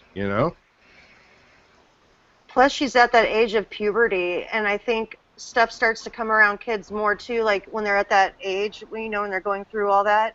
When I was 13, that's when I let something really bad in the house, and my mom got kind of pissed off and told me, you need to clean this up. And I tried. I mean, there's still something in her hall. It's not as bad as it used to be, but, it's like, shoot. I was like 12 or 13. I didn't know what I was doing. Yeah. It's like, oops. Yeah, whoops. It starts out being fun and creepy, and then shit hits the fan, and it's like, okay, this is not cool. This is definitely not cool anymore. Exactly. And you push things too far, like, oh, I knew I shouldn't have done that. Yep. Because I was doing, like, the homemade Ouija. It was like, because that person I'd seen when I was young, ever since then, because I was 5 or 6 when this, like, lady would just come in my room and check on me. And then, like, finally one night I was like, I told her, I don't care that you come and look at me. I said, but can you not turn on my light? Because she would, like, come in and turn on my light and just, like, look at me while I was sleeping. And I would just be in my bed looking at her like, what are you, like, she's looking at me, I'm looking at her, and then she turns off the light, and then I hear, like, the footsteps down the hall. And then I told my mom one night, like, why are you waking me up when you get home from school? And she says, I'm not waking you up. I said, yeah, you are. You're turning on my light. You're wearing this, like, weird nightgown. And she's like, what are you she's like, I don't have a nightgown like that. I said, well, yeah, you your hair, and you're standing there and you're looking at me. And she's like, no, I am not. She goes, I come in and I don't even bother you. So one night, wow. I waited for the light to go off, and I even got out of my bed to touch the light bulb. And it was warm because I thought, okay, I'm dreaming, and finally I told her, okay, you cannot come and turn my light on anymore because you're keeping me up for school. And she turned off the light, and I heard her go down the hall, and I never saw her again. Wow. But you could hear the footsteps, and you still hear, like, the floorboards, like, this area where we would try to sneak out. You always knew to, like, jump over this one section in the hall, because if you stepped on it, my parents would hear it. And so when, like, this thing goes down the hall, you hear, like, the feet shuffling, and then you hear, like, the floorboards creak right there. And I would swing my door open to see if it was my sister, listening in the vents, like, I'm going to catch her, I know I'm going to catch her. And, they're always sound asleep. And yeah. Yeah, I mean, even in my house here, we built this house brand new. We've been at almost 3 years now, and longest time nothing happened, but now I always hear weird noises in here, and it's not like it's not creepy, it's not evil or malevolent feeling. it's like you have company. You get used to it. Yeah, and I haven't. Like, it's weird when it's not there, right? Yeah, I mean, I haven't got any, like, bad feeling. My last house, it was weird, I mean, I didn't like it. It was weird. But every house I've ever lived in since I was born has, I often think that maybe it's not the house, maybe it's just me. And I was just going to ask you that, like, what do you think about, when people say they won't do a ghost box session in their house because they have kids, or, they don't want this to come around, but yet they go out to a cemetery and do it. Now, Yeah. Don't you think they come back with you? Like, do you think they're going to stop at your front door and be like, oh, this is, the end of the line for me, Yeah, exactly. Yeah, my wife's always like, don't be bringing something weird home, Make sure you got that sage with you when you come in. And there's been a few times, where I've like lit the sage in the car on the way home and just, looked like Cheech and Chong, up pouring on the windows and yeah, there's been a few times where I've left, cemeteries or buildings or whatever and just had that, had that weird feeling that maybe there's something hanging out. Yeah. I want to bring them in. That's just paper, officer. Exactly. Just paper, yeah. It smells awful earthy. Oh, it's this big colo bud. Month of sage that I have here. Like a big colo bud. Yeah. Yeah, I was at a cemetery close by the house. It's like 5-10 minutes away, and it's one of those times where like they led us, it's like saying a name, and it's like, it led us to the actual like grave. It's like, oh shoot, we're like right in front of this name, and so I was like talking to it, and I left the ghost box on in the car because I was still talking as I was pulling out. Well, I just kept talking as like I went home, and it was still like on my like I was at home, so I'm like, I wonder if it came home with me or if it's still talking to me from the cemetery. And it would be around for about 3 days, and then he was gone, and he's never been back. And I've gone back, that cemetery a few times to his, made sure to stop and say hi, like, a couple times. But yeah. It makes me always wonder, like, how close they actually have to be to you to actually communicate. Because sometimes you feel them right on you, but sometimes it's like they're really, really far away. Yep. And when Steve got attacked the first time last year when the SCD-1 came out, you could hear them on the geobox, like telling them, like, we're on our way, almost like they're on a cell phone, like, we're gonna, really? We're coming down to, like, beat you down type of thing. It sounded like a bunch of, thugs coming down for him. Yeah. And then he got sick downstairs, and it's like, that was really weird. And it's like they're coming through dimensions, and you could hear it happening. Yeah. Yeah, even like, I mean, it's happened several times. Happened on Jason's show. It's happened on everybody's shows. Happened last week on my show here. Perry was on here. I'm on here. And we're using apps. We're using radios. And we're getting a lot of the same names through all these different devices. I'm getting them here, and he's getting them there where he lives. And I always wonder, in the spirit world, how is time, is space, is distance, does it mean anything if you're a spirit? Maybe not. I don't know. I don't have a clue. But it doesn't seem to matter, And do you notice a lot of us that do talk, because like I started out the same way, kind of like alone doing stuff, trying to find people to do stuff, with me when I was younger. And then it's been within the last like year and a half or so that, since these groups have, better groups on, Facebook and stuff, that you've met like different people and like, really good people. And the more like connected you get to them and you like learn about like them and their spirits, it's like, I'm noticing like a connection between people. Like Christy, all of a sudden we started realizing, because she had all this stuff that she didn't know where it was coming from, but we noticed like this weird connection, and she's getting like my names and my stuff. It's almost like my dad's talking to her and not me. Like, well, why are you going through her to talk to her through her stuff? It's like I got mine on here. But I think our people talk to their people. Yeah. Yeah. It's definitely weird. I don't know how to explain it, but it happens. That's for sure. Yeah, you're talking about the Ouija board thing. That's a whole nother gambit of discussion.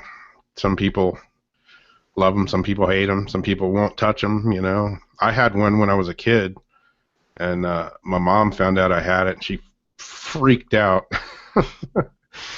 and she threw it away. Oh. And the classic story, where it's going. It showed back up. Exactly. And of course, she blamed me for digging it out of the trash, and I'm like, I'm pleading innocent. I didn't do it. And I don't know. This is weird. I have several of them now. There's one that hangs on the wall right here. Mr. Wolf. There you go.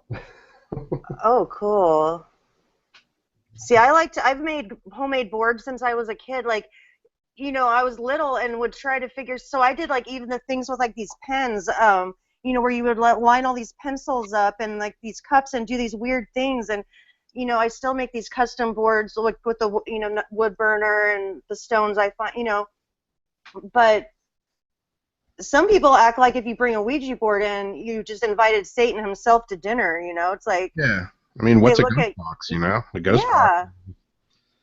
Kind of the same thing, I think the difference with a Ouija board is it's more of a physical thing since you're, touching the planchette and all that. So, I don't know. I mean, it's different, definitely. But in a lot of ways, it's kind of the same thing. Like, I almost think the radios open stuff even worse. Like the Ouija board, you kind of need a lot of energy, I think, to manipulate, where it takes less energy for them to talk through, like, the equipment. And I almost think that some of that, even using an app on your phone, it's the same thing as opening a portal. I mean, you're opening something. Yeah. Definitely. So whether it's like, a board, and I had a board come back 3 times. Like when you're talking about, your mom, it's like the same thing till the 3rd time she actually broke it in half. Yep. And it's like, oh, and that's when, shit went wrong. Yeah, exactly. It's like, you don't, like, come on, you're so freaked out by it, but don't you know, like, Ouija board 101, like, don't destroy the board. Yep.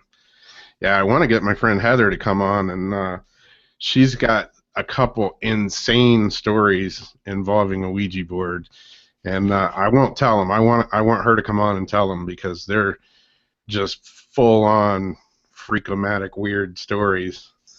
So I would love to hear them. There's another one. Yep, that's the one I had. One like this that. Stories involving a Ouija board, and I won't tell them. I want her to come on and tell them because they're just full on freakomatic weird stories. So there's another one. You gotta mute your sound, or it'll echo. Hi guys! Hello, Holly. Oh wow, am I really on here? You gotta mute your sound. What the hell am I doing? There you go. Yeah, this one's, it's a 1972. Is that still in the wrapper? Yeah, it's still in the wrapper, and it's one of the ones that was manufactured in Salem. Oh my gosh! And yeah, still in the wrapper. I thought that was the one. I thought I had one like it, but that's not the same one. That's nice. Yeah, it was a cool one. Salem's somewhere I want to go really bad. Yeah, I've got a few of them, and that one's still factory sealed, and I've debated opening it, but don't open it. Yeah, I think I kind of want to keep it factory sealed. Yeah, I would keep that sealed for sure.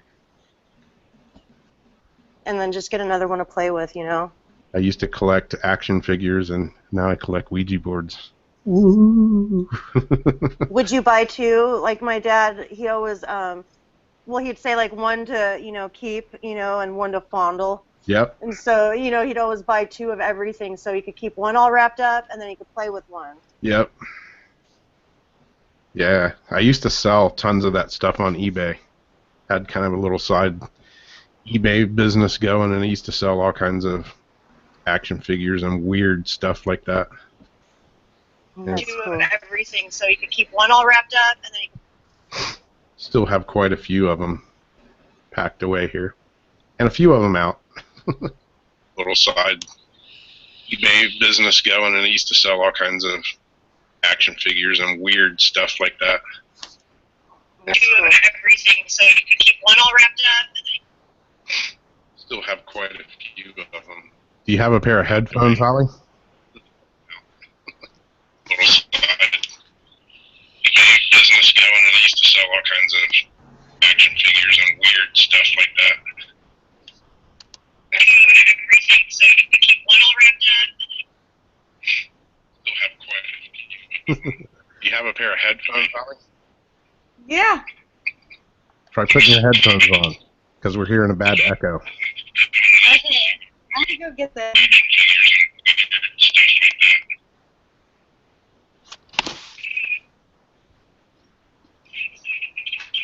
Yeah, I wish Jason could come on. I know he's got a ton of stories. I love hearing Jason's stories. Because he's always, you know, talking to other people and asking other people questions, that it's really cool when you actually get to hear him tell his stuff too and his experiences. Exactly. Man, Nick, the guy he had on the other night, Nick Redfern, that dude had a heap load of crazy stories. He's like an Encyclopedia Britannica, like a paranormal encyclopedia. UFOs, Bigfoots, this, that, Shadow Men, Men in Black, Women in Black. Man, he's got it all. The whole soup right there. I'd love to hang out with that guy. Heck yeah. If you're going to go out of state, Rob, where would you want to go? If I wanted to, what was that now? If you wanted to go out of state somewhere, where would you go? Wow. I definitely would like to go to Salem. Mm-hmm. I want to hit the Waverly Hills. Yes. Somebody posted on my Facebook the other day, you know, oh, this is one of the most haunted places in the U.S. Would you go? I was like, oh, hell yeah, definitely. And my goddaughter, I posted on there. She's been there. She lives in Kentucky, and she's been there several times. She posted back. She's like, oh, yeah, I got a ton of stories from that place. Well, there's so many places, though. You know, it's like you got Gettysburg. Yep, I've actually been there. Salem's only an hour and a half drive from here. Yeah, Salem's only an hour and a half for us. Yeah. Do you travel a lot, Wolf? No, not really. Retired, fixed income, all that crap. Did you used to travel, or do you just go local? Do you go around local, or? Mostly just local. I mean, I'm not. The wife has gotten much more involved in the paranormal these later years than we were when we were younger. Plus, I was always trying to work to keep a roof over our heads too much. Yep. Exactly. Always important. Yeah, we've been to Salem. We've walked the Salem Trail. Nice. You know, and they have all the reenactments. There's Wiccans that you can visit. And the whole 9 yards. Have you been to Gettysburg? No. It's something the wife would like to do, though. Me too. I went there a long time ago, and I had some strange experiences there. I think I was like 14 or so when I was there, and it was definitely a cool place. I would love to go back. Gettysburg. I imagine the energy just being super intense because, again, it's a place like where the land is just like absorbed with the history, you know, where it's just soaked in. Yeah. Yeah, Stream.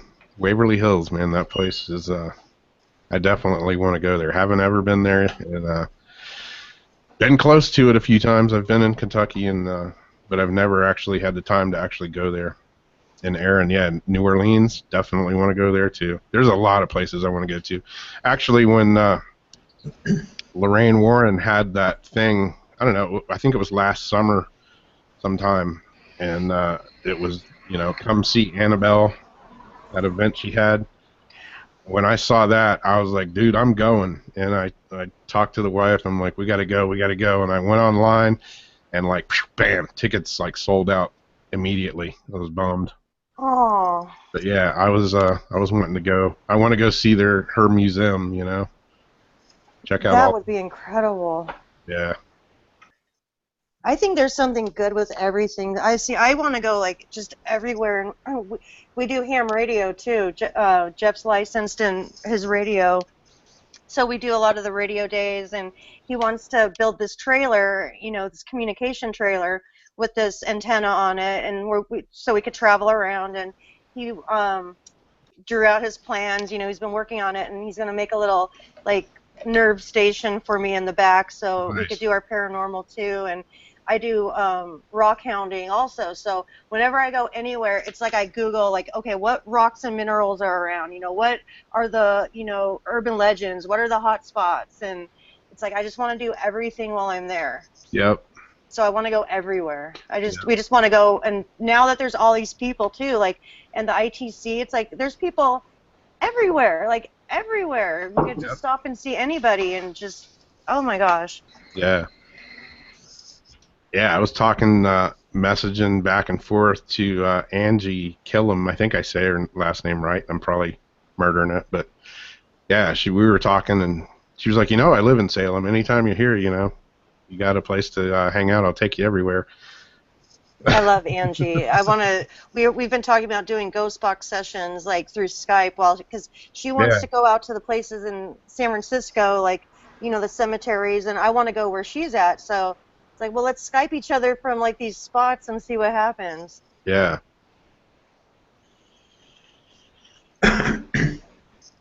Jeffrey got home.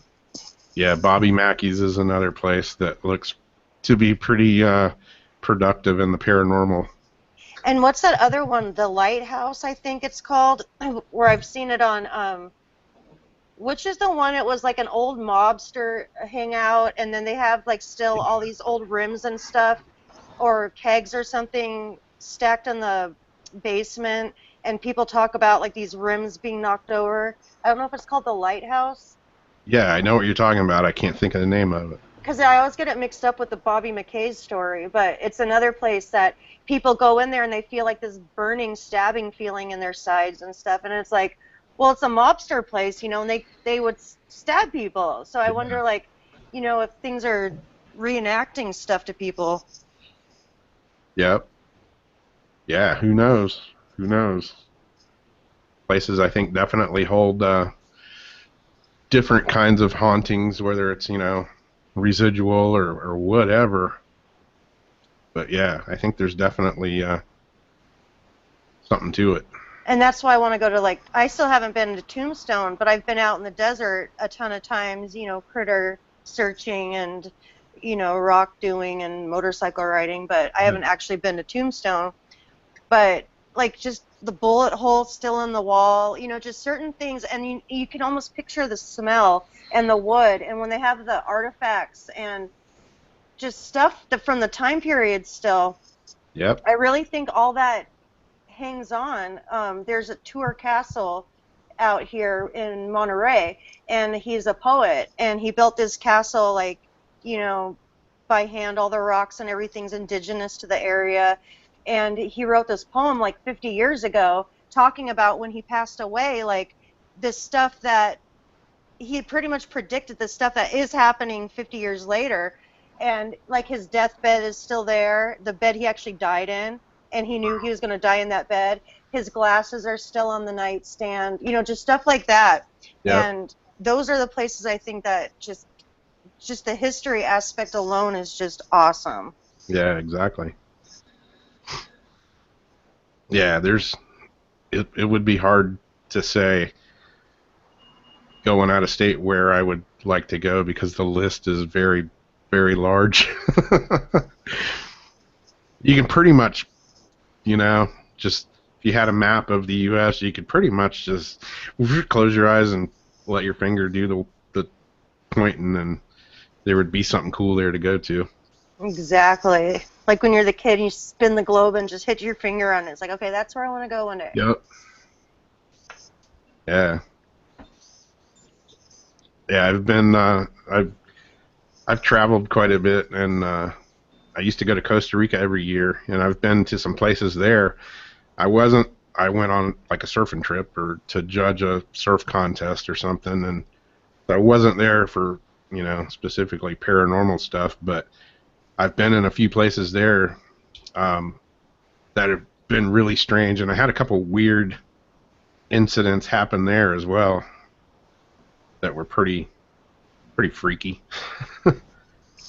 And then, you know, when you start talking about like all the history and stuff here in St. Augustine, when you compare it to, you know, Europe and all the history and stuff, you know, Ireland, all those places with castles and all that stuff that just totally dwarfs our history here.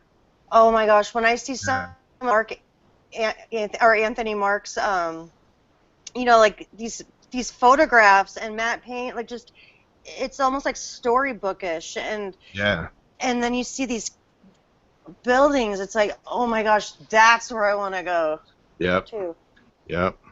See everywhere. I just want to go everywhere. Exactly. Come on, lottery ticket. Yeah, now there's Periscope, so you can watch other people do it. Like we saw on Periscope the other day, there was a lady visiting Marilyn Monroe's grave. So it's like they're doing the little tour, and if you can't travel, it's cool because, you know, you can see what it's like. And yeah, exactly. People do the celebrity star tours and go around LA, and you can just watch it from your phone. Yep.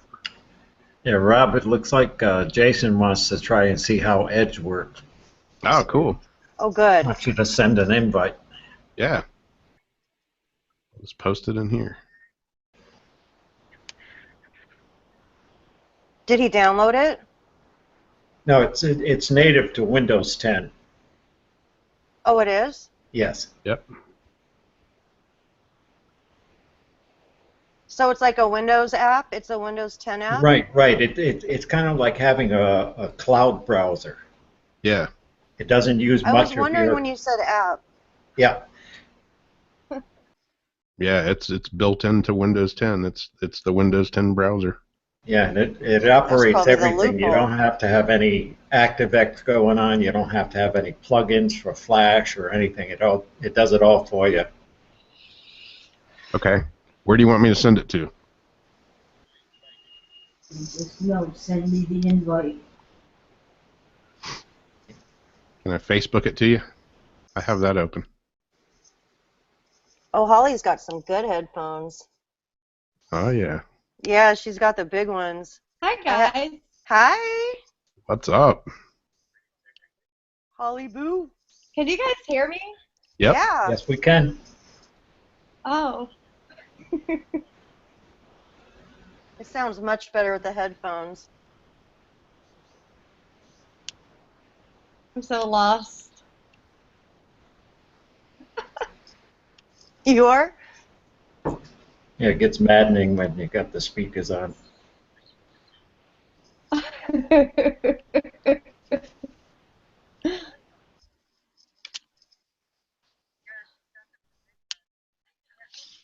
you go, Jason. I just Facebooked it to you.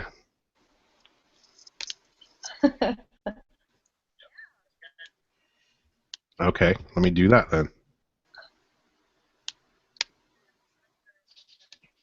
I hope he can find an. I hope this works for him. Yeah, so do I. Well, And that sounds like the glimmer of hope that we've been waiting for. Yeah, Google Hangouts has been giving him hell. Yeah.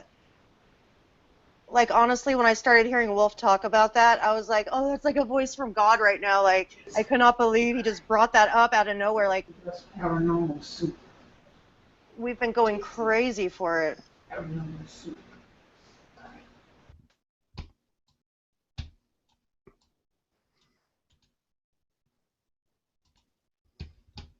Okay. Hi.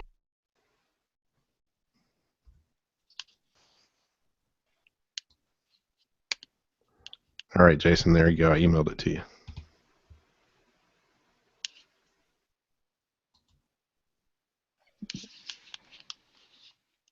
Yours sounds really good on the Mac. Yeah, for some reason, knock on wood, everywhere I can see it. It's been working okay for me. So do you use a mixing board too? Like, do you do the screen share? Okay. Yep. I've just got a little rolling mixing board. I mean, it's a tiny little thing. I think that's what ours is, but we haven't hooked it up. Jeff says, I got a little mixing board and it's about this big, but... That's it right there. Let me see. It's a little thing. It only has, I can plug a XLR mic in it, and then a 1/4 inch, and then 2 RCAs.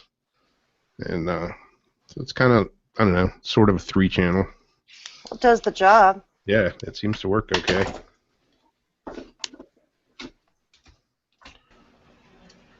Yeah, Are it my depends on headphones the. working now? Yep, I can hear you. Yeah, those are nice. Can you hear me? Oh, cool! Yay! How Sorry. are you tonight? It's always good to make Hi somebody's guys, day. I love you guys. It's Glad nice Am to I to see yelling you. because I can't hear myself? Nope, you It's sound good all to right. see you too. Yeah, Okay. This is awesome. Where do you live? Sorry guys. I had on St. Simon's Island, Georgia, Okay. in the boonies. Do you have hot Yeah, spots I'm around in you? like a jungle. Oh, Yeah. Yeah, like this house. there you go. Things move. Yeah, it's weird. It's weird here, but I'm learning the island, so I'm new. Relatively new. so was it there? So, Like, yeah. was it like that when you moved in? Okay, so we've had this house for like years now, and I just recently moved up here. Just recently, it started being weird. Were you into the paranormal before that? Yeah, I've always been into the paranormal, Oh, like cool. my whole life. Oh, very cool. Yeah. Cool. One of us. Yeah. One of us. Yeah. One So, One of us.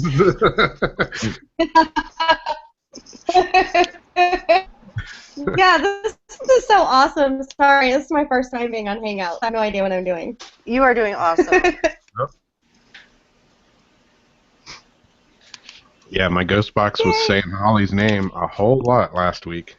Was it? Oh, yeah. Yeah. What were you using? Yeah. Using a bunch of different stuff. Spiritus, yeah. And they all were saying it? Yep.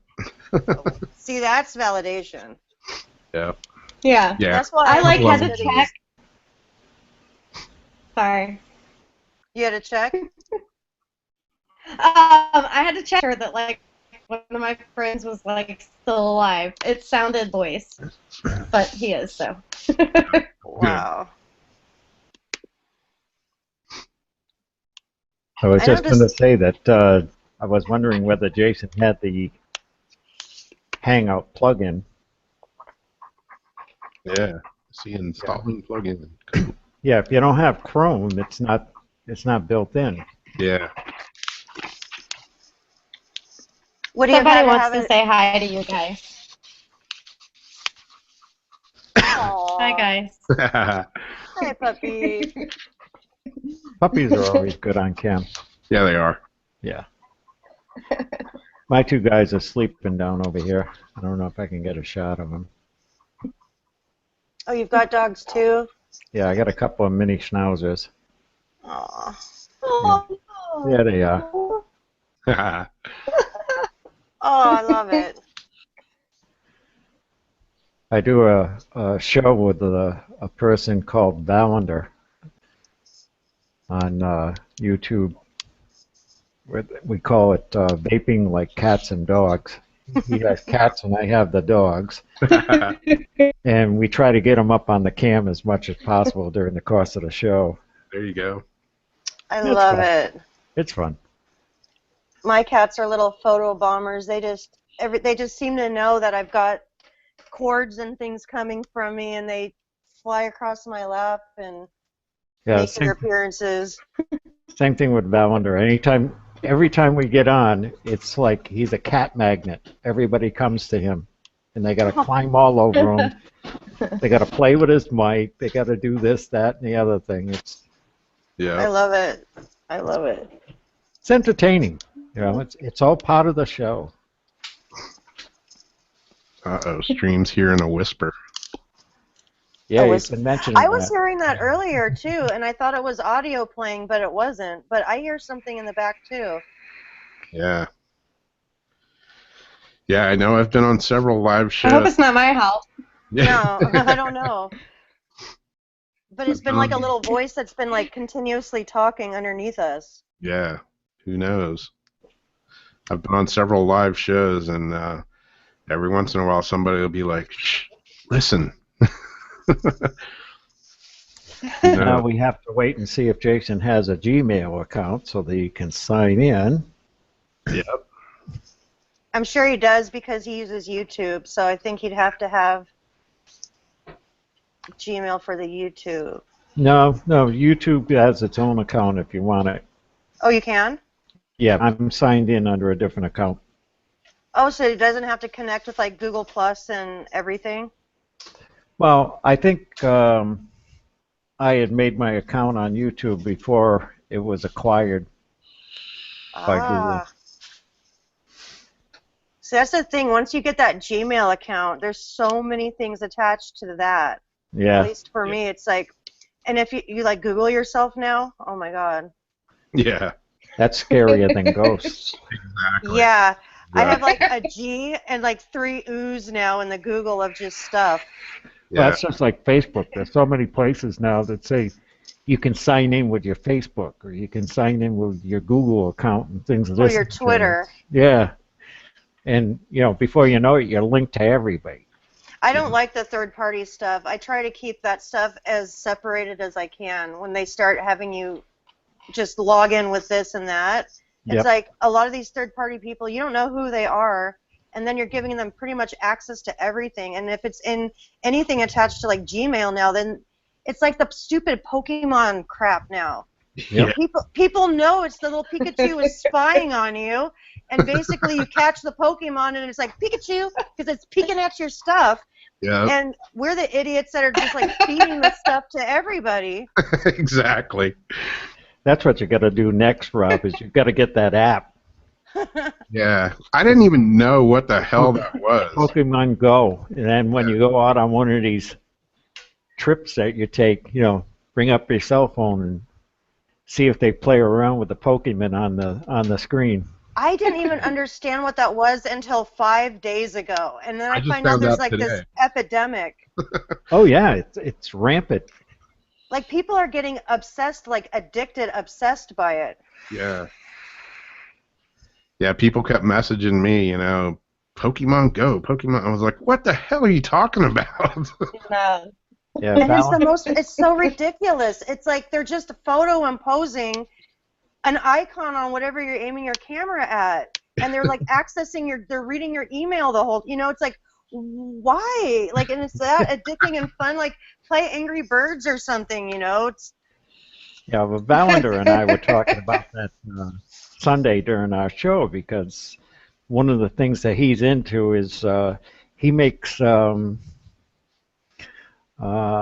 he creates like the costumes and stuff and actual files that people use for like say you're playing a game and you have a certain battle suit you got to have on or something. He creates these things and he sells them. Oh, like the custom content. Yeah. Okay. So he's very knowledgeable about all that stuff, and he was telling me about it, and I said, you got to be kidding me. People get that obsessed with it? I have to admit, I play The Sims, and that's like one of those things where you can do custom content, and I am addicted. Yeah. Yeah, but these people with the Pokemon Go, they're actually taking their game with them. That's the whole point, you know? And they don't look up. It's like everybody's just looking down at their phones, and people are almost getting hit by cars and all sorts of crazy it's going stuff. to create a whole new genre of YouTube mishaps. Exactly. You know? And like they're saying... with the cell phones, walking into water fountains and stuff while they're chatting on their phones. Yep. And they're saying that cemeteries are being because of these, like, whatever Pokemon gyms or something they call it. Right. They're, like, showing up at all these cemeteries for some reason, you know, which I figure it's because it's a big park. That's probably why they're, you know, doing it. But cemeteries are having problems, like, nationwide, like having to kick these people out, like, after, and I'm thinking they're going to screw it up for us ghost boxers. Exactly. You know what I mean? It's like all you Pokemon people looking for Pikachu, you know, we're going to be out there wanting to do obsession and getting kicked out by security. Yep. Yeah. No Pokemons here. Go. Exactly. But I'm not looking for Pokemon. Seriously. Well, it'd just be another step in the evolution of your paranormal now. You'll probably have to get in touch with the people that own the cemetery and say, okay, can we do a session here on such and such a time? Yep. You know, and you'll have it in writing or whatever, so that if the police come around, you can say, okay, we've got permission to be here, and yada yada yada. That's why I get to know like the caretakers, especially at the local ones around me. I always stop and talk to them, and they kind of come around at the beginning to see what I'm doing, and they're interested because they see the cameras and the stuff, and I try to, make nice with them, so when they do see me out there, they know, I'm not doing anything. Yeah, there's one thing that really pisses me off or disturbs me when I go in cemeteries. I've always gone in cemeteries since I was a little kid, and man, I just don't understand when people go in and vandalize cemeteries. I would never, ever, ever, ever even think about doing something like that. I feel weird walking. I always watch like where I walk even. Like I always have to walk around the edges, like the outlines, because I feel weird just walking across it. So do I, yeah. And that's the other thing. Like Rosa Parks' grave, that's what it is. People are walking all over, like stomping across her grave and stuff, and people are getting upset because it's like, people are coming in and being so disrespectful, just looking at their phone, walking around stomping through everything. Yeah. But that's so disrespectful. It drives me crazy when I see like broken headstones, and it didn't just crumble. Like you can tell somebody did that, or stealing stuff from people's graves. I could never. I would never have the nerve to even do something like that, because that's just, for me, it's disrespectful. But two, you're just asking for trouble if you're stealing shit out of a graveyard. It's like a moral karma that you just don't even want to mess with. Exactly. Did you ever, Rob? Did you ever go to any of these small, like wayside graveyards? Like up in here, you can go down the road a ways or something, and there's a small graveyard. There's maybe 20, 30 people buried there, but it's protected by, historical, because it's 1800s people buried there. Did you ever go to a place like that and get any activity around it? Yeah, I have. There's a little tiny cemetery. There's, I don't know how many people are in there. It's not many. It's probably like 50 or 60. And it's not too far from here. It's over in Green Cove Springs. And it's a cool place. Green Cove. Yeah. What made me find it was actually I was into geocaching. There's a geocache thing there, and once I found that, then I had to go back. And I've been meaning to go over there and do some video. It's a cool place, and I've definitely had a few strange incidents in there, especially going in after dark. Yeah, because we got quite a few of them up here in the Rhode Island, Connecticut, Mass area. They're small, little, tiny things, and they're usually roped off, or they've got some kind of iron fencing around them or whatnot. Yeah. I mean, even the site where Tituba is buried and everything, it's more like a small, like, family plot. Yep. Yeah. I don't know. I know there's a few around here, but I haven't been in any of them that are that small. Well, there's one that I went to that was at a church, and there was probably, it was like a family thing. There was probably 15 or 20 markers in there, something like that. And again, I found that place through geocaching. We still have a cache we never took. We haven't done it in like a couple of years, but we were obsessed with geocaching. And that's kind of almost what Pokemon Go reminded me of at first, was like, geocaching, but at least geocaching, you actually are doing something, I think. But we still have a cache we never put back, so we've been hanging on to it, and I feel so bad about it. It's like we used to go all the time, and then we just stopped. And we have like this little rubber cat still to like put back. Yeah. Yeah, this is one thing I found in a geocache, which I don't have my glasses, but it's this really cool pocket knife. Oh, cool. Cool. I thought this thing was like, I figured, it's probably worth 10 or 20 bucks maybe. And I got home and I looked it up, and this thing sells for like $250. Oh, wow. And then I felt bad because I put like, you know, some CDs or something in the geocache, and this place was way out it was in a preserve, like 2 miles back in this preserve, and I felt so bad I had to go back and put something of value in the geocache. Okay, for us we used to drive around. What is geocaching?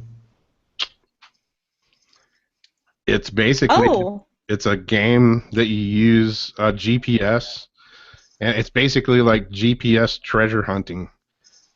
People that are, you know, into geocaching, it can be a micro cache, which could be like a film canister or something, an ammo box, a Tupperware box, whatever.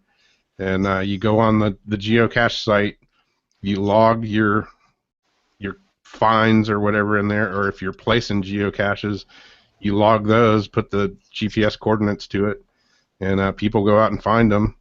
And the basic rule of the game, you find it, and you can sign the log. Some of them have trinkets and stuff in there. If you take something, you try to put something back in it and keep it going. We used to drive around with a goodie bag in the car at all times that I had stuffed with like different treats of like different, you know, values and stuff. So like anytime we ever found a cache, we always made sure, you know, it's like, because we would feel guilty too sometimes. It's like, oh man, you know, this is cool. And it's like, we just put a couple little things, like we have a cache that's nearby that we always go to. Yeah. But the micro caches are so much fun. There's one that was nearby us that, oh my gosh, we tried it. How many times, you know, that one on the trail that we went out looking for by the fence before you finally found it? It was this micro cache that was up on the chain link fence, but it was a good one. Yeah. It was a good find. There was only enough room for like the scroll of paper. Like there was not even a pencil in it. Yeah. Yeah, there's some really stealthy ones hidden around here. There's one, it's like a mile or so away from my house, and I went there like 4 times. I was obsessed. I'm like, I gotta find this thing, and I'm looking all around. My GPS is telling me I'm, you know, within 10 feet of it. I couldn't find the damn thing, and it's like the 4th or 5th time I went back. I leaned up against this pine tree, and a piece of the bark moved. I was like, what the hell? And the guy has taken a piece of the bark off the tree and like carved out a little thing on the inside of this chunk of bark. Clever. Nailed a magnet to the tree, so the geocache is in a little box inside this piece of bark that sticks to the tree, and you can look at it a foot away and you'd never have a clue that there was something hidden there. It just blends in perfectly. That's a good one. Yeah. See, now I feel bad for making fun of the Pokemon people. Yeah. Because I would so geocache here, but I've actually done some geocaching. We have big animals here. Yeah. The spiders, they're like this big. Oh God, no, I can't. Hell no. I can't do it here. Yep. Yeah, no way. I don't deliver like spiders. pizzas, and like people. Oh God, you would hate being a pizza delivery driver here. People don't tell you where they are, but they know. They know you're gonna run into one. They know. And I try to tell them, like, you have to warn us about the spiders. Because I'm not the appropriate driver to send. Anyway, bad. So, no, I can't geocache here. Like, what yeah, do they it's do, bad. jump out at you while you're like they I go to think get it's the bad. pizza from you? No, they're so big. They're just so big. I just can't go near them. No, I hate it. Yeah. I'm like, just take the pizza. Just stay in your web. You like leave it on the porch and run. Yeah. Here you go. I mean, are you like really in the jungle? Funny. Like, are these places like really like in the stuff, or? I don't know. It feels like it's in the jungle. It really does. I mean, it's an island, but it's all like woods. It's the freaking jungle. In Georgia, and you're in Georgia? There's an island, like a little island in Georgia? Yeah, it's Yeah, like Jekyll Island, St. Simon's Island, and Sea Island. I didn't know there was islands out there. Oh, yeah. Yeah. Full of spiders. Islands full of spiders. Yep. The spiders is what's in your mind? Exactly. Yes. You Yeah, see the this? island's I'm wearing an called amethyst Spider for Island? protection. Oh, good. It should be. Go. I was going I'm to like the email you. amethyst will scare them off. Oh, you should My have. friend that I go ghost hunting with here a lot, Heather, her and her family went up to St. Simon's. Her brother lives there, and they were up there this past weekend and did a bunch of graveyard tours, and they went on that plantation tour that's up there, the lantern lit plantation tour, and did a bunch of stuff. I was going to email you and see if you were around, but it was kind of last minute. Oh my God! I would have taken him a pizza. There you go. Pizza and ghost hunting. That goes together good. That's awesome. Yeah. There's one graveyard way out on the north end of the island, and I always get lost out there. Reason why I have this amethyst to protect me. There you go. And I think now, for now on, instead of being lost and freaking out, I'm just gonna like pull out the portal app, and talk to ghosts. There you go. Wait for them to come find me. Yep. They give good directions, too. Yeah, they can. Yeah. Oh my gosh, thank you. You just gave me an idea. We were looking for a missing check. Next time I get lost, I'll just be like, yeah, ask them. Yep. Just ask them. You never know what'll come out. Get me the hell out of here.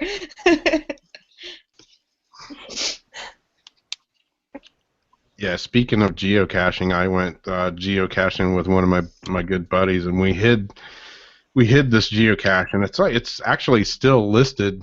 We did it in like 2003, and it's still listed as one of the best ones in Florida. Really?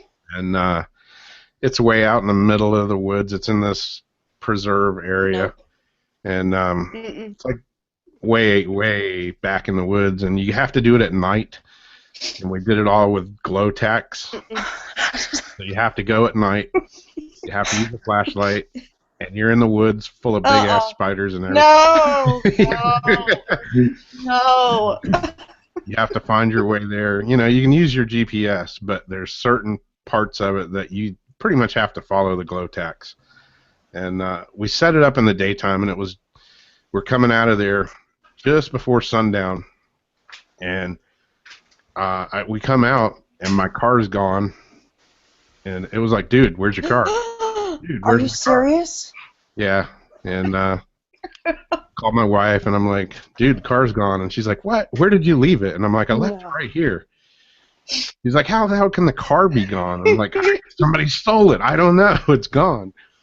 And called the police. The police came, filling out the report, and one of the cops goes, now you sure you didn't park down at the other entrance? And I was like, uh-oh. What other entrance?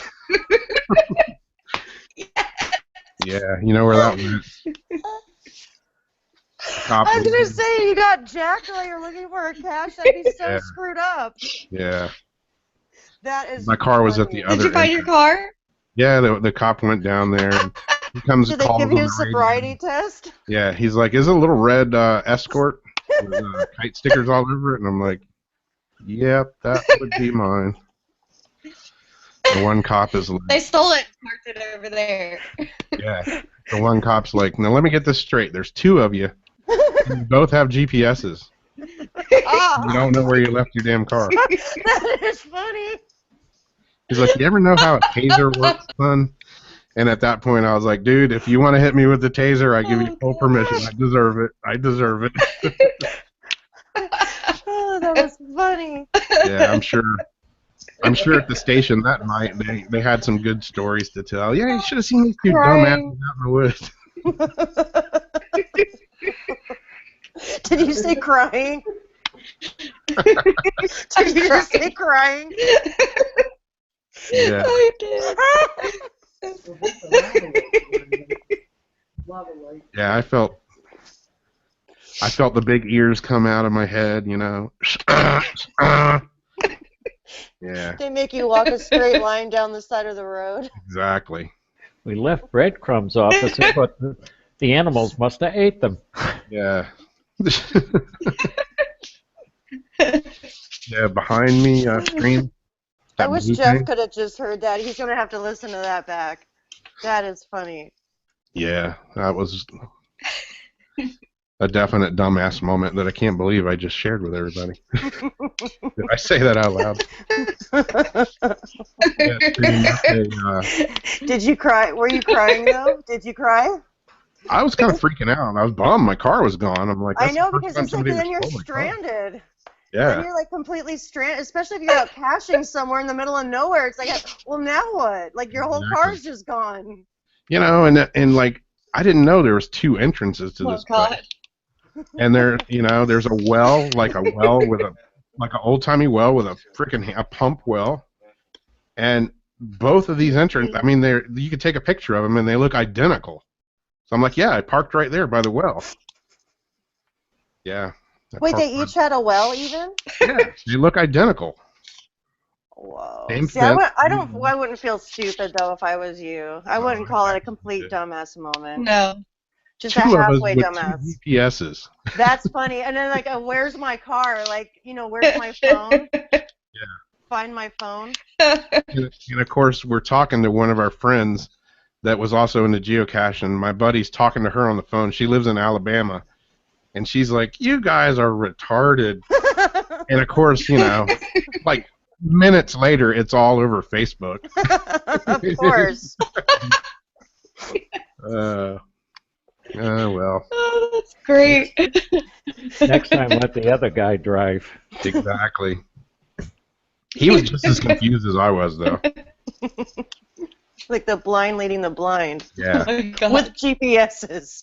Exactly. While you're geocaching, a location finding, like, very good investigating. Yeah, exactly.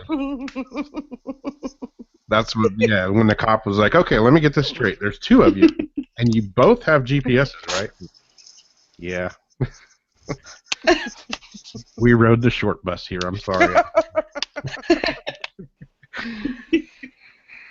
He's looking at me, you know, I got the long hair and all, and he's like, yeah, I know what you've been doing. Exactly. Especially with the big old sage, you know, smoke coming out of the car. You open the car door and the sage bellows out. Exactly. Yeah. We rode in the back of the bus all the way, officer. Exactly. We weren't paying attention. Like Cheech and Chong. Yeah, stream, that's a lava lamp. So how do you...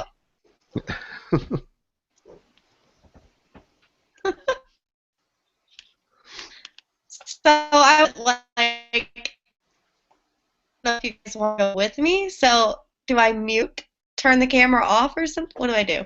I don't know what to do. Or do you want to go with me outside with the spiders? Oh, that's up to you. No, because you guys are going to be like, this girl is totally schizophrenic. Because I'm totally like, always like, I'm looking. It's bad. You're good. You're good with the ghosts. Okay, so turn the but not camera off, spiders. right? Yeah. Yeah, All you have like- to do is just point on the screen and turn your cam or your mic off. Put your pointer on the screen and up the top. Oh, there's my picture. Okay. There you go. And you can mute your mic or whatever.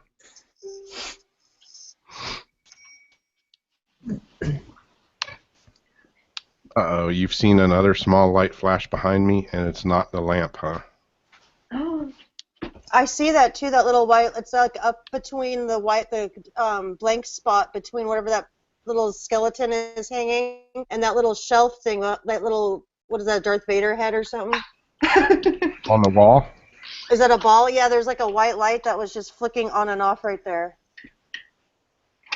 There's an Annabelle mask on the wall back there that's kind of reflecting some of the light.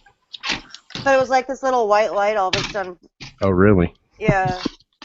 See, there it goes. Wait, no, it's when you move. Wait, Huh. move up, move forward again. No? The light off your monitor, Rob. Is that what it is? Yeah. Oh, okay. Depending on how his head's bobbing back and forth in front of his computer screen. Yeah, maybe so. Yeah, because it almost looked like a flashlight, like a little flashlight. Hmm. But I caught it out of the It's the corner jungle, of my eye. Jamie. Here's the jungle out there. It's a jungle out there. Let me know if you see anything behind me, big and crawly. Who's that dude standing behind you? Don't.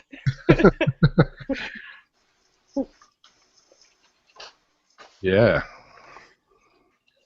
I was gonna buy a vapey pen thing, but I don't know how to like change it, so I decided not to because I also read the disclaimer that said that bad things could happen.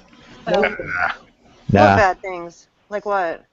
I don't know. I don't remember something about like to be careful with the canister. I don't know something. The lingo. I was just like, no. Yeah, Wolf, what do you think? What would you recommend for Holly to get for her first vape device? Oh, the Kanga Sub Minis seem to be the most popular to go with. And Okay. probably something like an Anakin if you want to go with something that has the battery built in that you have to charge up, but that's kind of a pain. Yeah. I never had good luck with those ones. No, especially if they're the round Ego styles, those things don't last up very long. That's what we had. It was almost like one of those little like kid flutes that it was like this huge like wand thing he got me, and it had the built-in thing, and it like didn't work right from the beginning, it seemed. But these little $5 ones, I don't know. Okay, that I see, think we charge. can you see this, Jamie? Let me see. Oh, that'd Yeah. Okay, this is an E-Leaf Pico. Yeah. And you can get it with either a 2 milliliter or a 4 milliliter tank. It's a little kit, and it takes a battery in here. You unscrew this, and there's a 18650 battery in it. And Oh yeah. you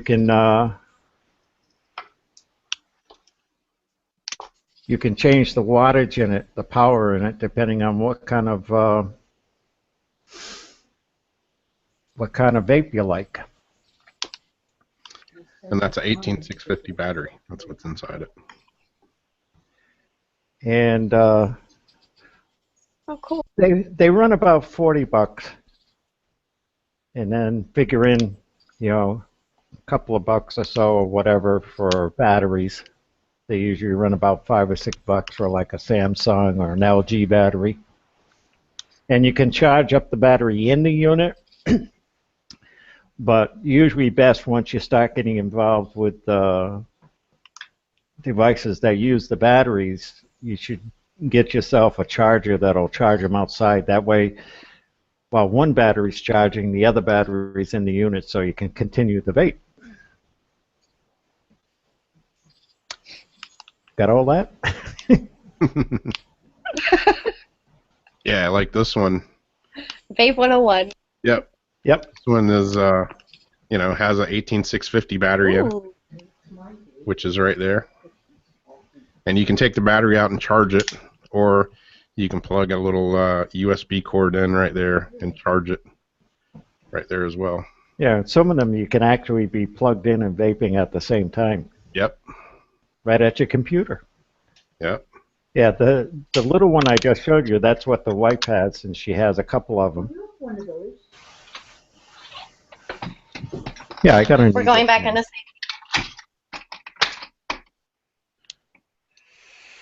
See, that's what I got to get is I got to get something going like what Holly has going there, so I can go mobile. And, I want to do some of these like from the graveyard or from the haunted house. That's my MacBook. Nice. So I saw Jason posted up here that he, excuse me, he can't get anything to work on the Oh. I see if you were on the iVlog right now, he could just come in on one of the pro cams down the bottom. Yep. Yeah, that's another option is iVlog. That seems to work pretty good. iVlog TV.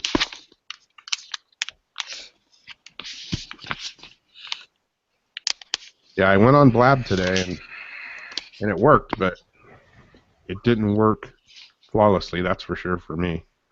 But like I say, it's probably me not knowing how to work it. Everything's a learning curve. The iVlog was a learning curve. Cam Up is another one that's, it's a learning curve.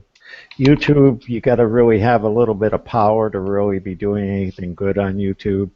You got to have the equipment to do it. Yeah, like I say, knock on wood, for some reason mine seems to be running okay. I don't know. Yeah, it appears to be. Yeah. Hangouts was enough for me to figure out. Yeah. Yeah, believe me, I tried this like a year ago, and I was just like, screw it, this just ain't gonna work. And then I talked to Jason and I talked to Perry, and Perry one day we just went on and went online and he showed me how to do everything, and since then it's been a breeze. Yeah, it's just a matter of getting somebody that has some knowledge about what they're doing with the broadcasting and bringing people in and stuff, and they can talk you through it to get you on. Yeah. Jason, I don't know what's going on with him, but stop button didn't work, so restarted. Now it's running slow, and I had to restart again. He's having his issues. And Wolf, you're on a PC, right? Beg your pardon? You're on a PC machine, right? Right. Yep. Right. Well, obviously, if you're using Edge. But Where's Perry? I don't know where Perry's at. He was going to come on. I don't know what happened to him. Laptop. And here I am. I just know Rob from the vaping industry. Yeah, I found the show and love it. Cool. Well, Rob and I have always talked about we ought to do a show together somewhere, but yep, we have. Anything, it could be anything. Y'all should totally. Paranormal, could be vaping, could be anything. We could have a ball. Yep. Yeah, I get on a tangent. I can talk about anything. Sometimes I'm sure people are like, "Shut the hell up, man! You're just rambling now." That's what half the shows are, anyways. Yeah, exactly. It's pretty cool technology that we all live in different places, and everybody that's in the chat room lives in a different place, and we can all like meet on the mystical interwebs and do stuff like this. Never thought this would be possible when I was a kid, Yeah. Yeah, but sometimes Wolf gets on the roll and he doesn't stop. That's what's fun about it, though, She said, "You're always talking over everybody." I said, "Yeah, but you're hearing it after the fact." Oh, that's what Jamie's typing in.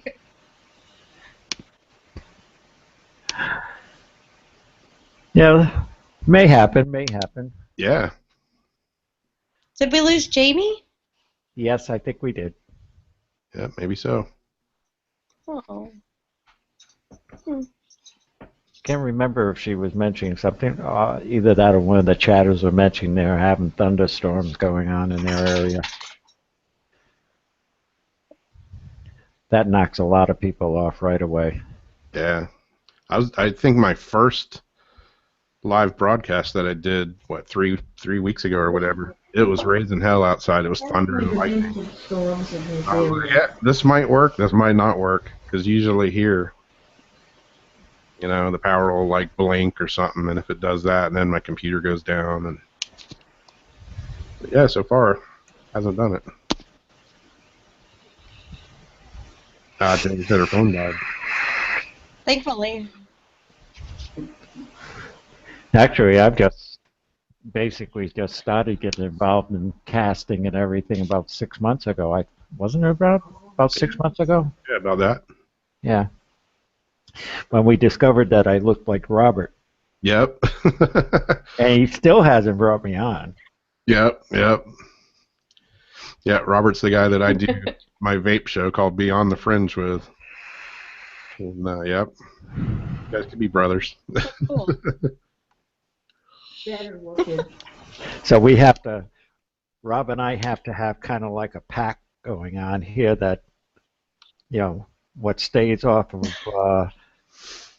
EVO stays off of EVO. Yep. We don't need Robert knowing everything about Rob's life. Yep. I keep expecting him to pop into one of these shows, though. Just to bust my ass, like he usually does. I don't know if he gets notified that you have a show going on. Yeah, I think he does. I don't know. But, yeah, I know he's on my Google page and all that. Well, one never knows then. Who knows? I still haven't figured out. I don't know if everybody gets the notification or not. I still haven't figured out all that either. I don't always get notifications. Sometimes I get stuff you post and sometimes I don't. Yeah. The wife usually gets everything that you post. Yeah, I posted it in the Paranormal chat group and ITC Collective and my Old City Vapors and on Google and wherever else I plastered it. Jason said he's rebooting again. I got a notification tonight. Cool. So how are you guys seeing the YouTube as well? Do you have to open another tab? Yeah, it's open in a separate window. So you can view the live broadcast on YouTube, and that's where you get the chat room at. But you have to. Oh, duh. If you don't mute the sound on the YouTube page, then you start hearing the crazy echo. Yeah, and if you don't want to see yourself, then you just minimize the YouTube page and just pop chat out. Yeah. Oh, that's what I usually do. Yep. I have my this is a learning. I have my YouTube page open, but it's like a real small window just to make sure the broadcast is still actually running. I haven't gained that level of confidence yet. That somebody hasn't hacked into it and got porn running around in the background. Yeah, exactly. Get the anonymous message.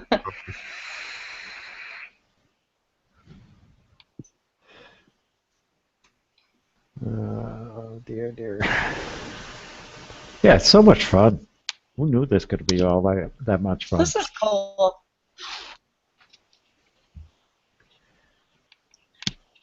The other day I was that must be how you refill it.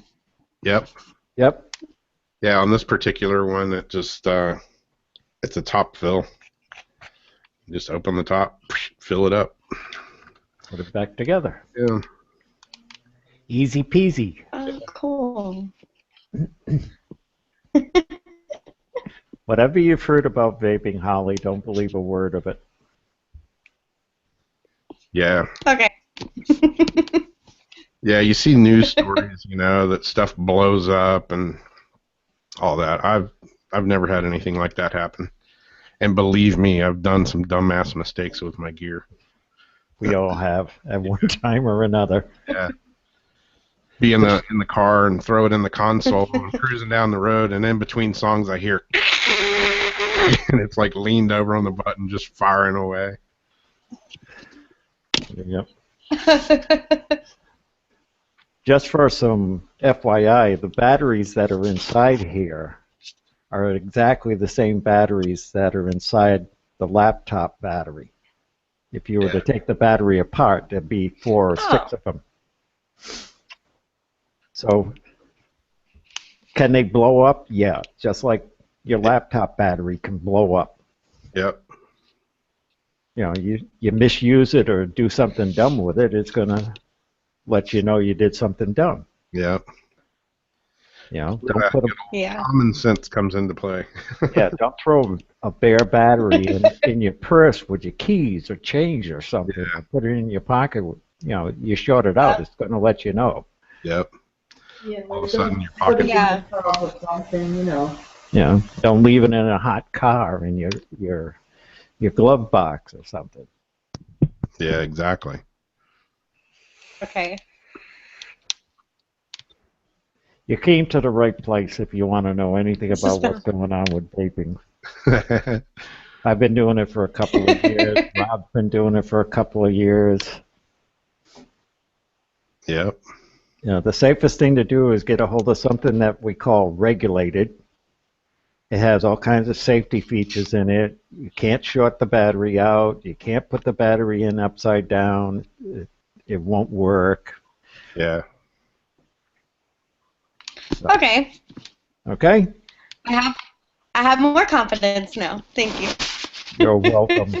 You're welcome. Rob, we've got to get a show going. Yep. I swear to God. And one last thing. If you hear of a movie called A Billion Lives, go see it. Yep. Oh, I'm Googling it right now. A Billion Lives. A Billion Lives. Yep.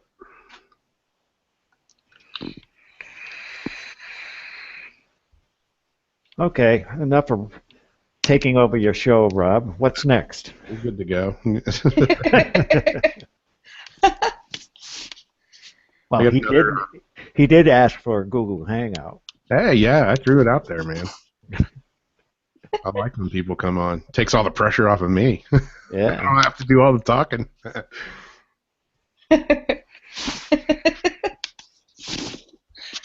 Oh, we've had a little bit in there, a little bit about vaping, a little bit about paranormal, a little bit more about vaping, and a little bit more about vaping, and a little bit more about vaping. Now what's next? A little bit about surfing, a little bit about Rob having fun tooling down the beaches, doing buggy surfing and getting yarded. Geocaching. Yeah, we run the gamut. Yeah. We know a little bit more about his history with the police now. And yep. Still to this day, never been arrested though. Never been in jail, so you know. Find a piece of wood, my friend. Find a piece of wood. Exactly. Could happen 20 minutes from now. Who knows? Was that them knocking on your door? Yeah. Over there. What is that? All right, here's a little video. This is, I don't know, it's a little bit corny, but it was on CNN like a year ago, I guess. This home looks quiet from the outside, but owner Deanna Simpson says several ghosts are haunting it, and she's caught them in photos and recordings, including this one. The majority are bad, dark forces, unhuman. Just a couple minutes into the interview, our photojournalist, Nick, felt his wrist burning. Are you okay? Oh, yeah. Did you get scratched? I know about Behind the camera, but Simpson knew what had happened right away. Oh my gosh. He'd been scratched. Simpson says it's happened to her, her husband, and friends many times before. That's unbelievable. God bless you. You know why? Because you're telling the story. Yeah. Because you're putting it out there. Because they don't want, that is their, I'm just telling you right now, that is their way of a warning. She took us on a tour of the house. She shot video of this door. If that is you, would you please shut that door? Oh. No, was that real or not? Close on its own.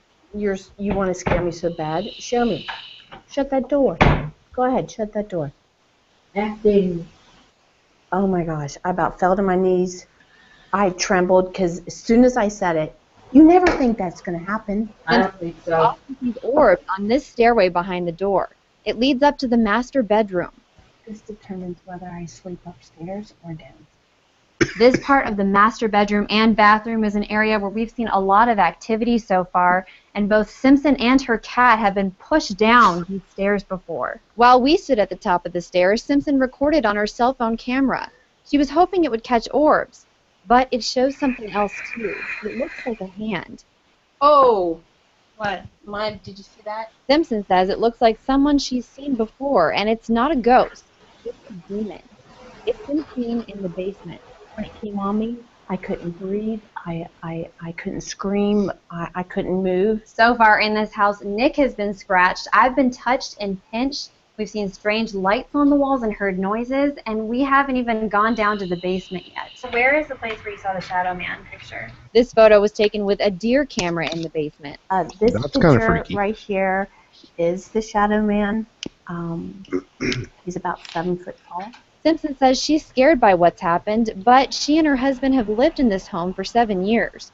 Her grown daughters refuse to stay here. We put everything into this house, and we do want to move, but we would have to list it at where we could recoup what we put in. Meanwhile, the family has invited mediums, researchers, and priests to visit the home. The results of one investigation will appear on the Travel Channel show, The Dead Files. Simpson says there's a history of grisly deaths in the house. I have to prove to people our life, so that way they'd understand. Whatever you think, we weren't in a hurry to come back anytime soon.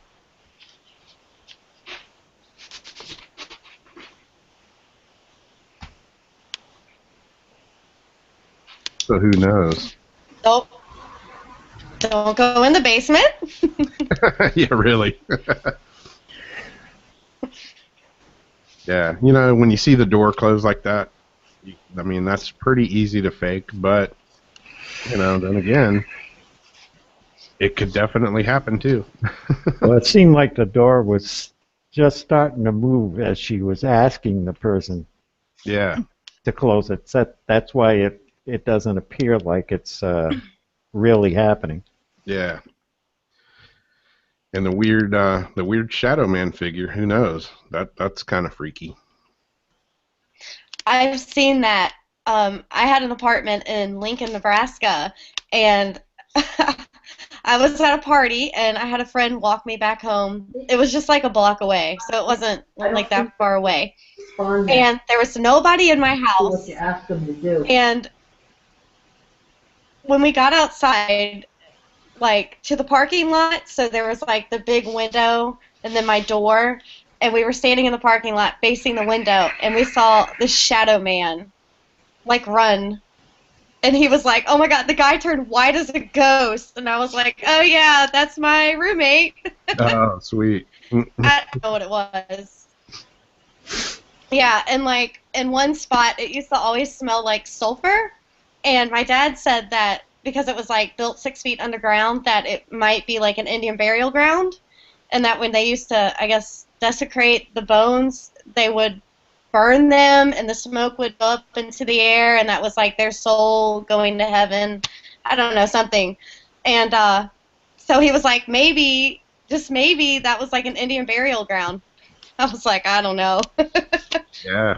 But yeah, it was weird. And like you could walk through it and it wouldn't smell on this side, but when you stand in it, it would smell.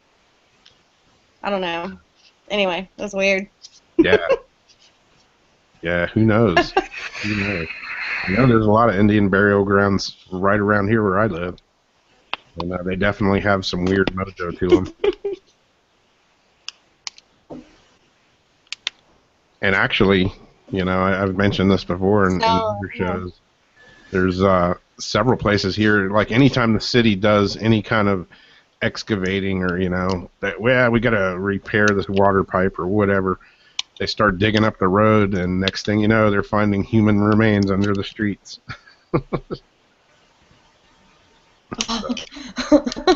Who knows? You know, there weren't.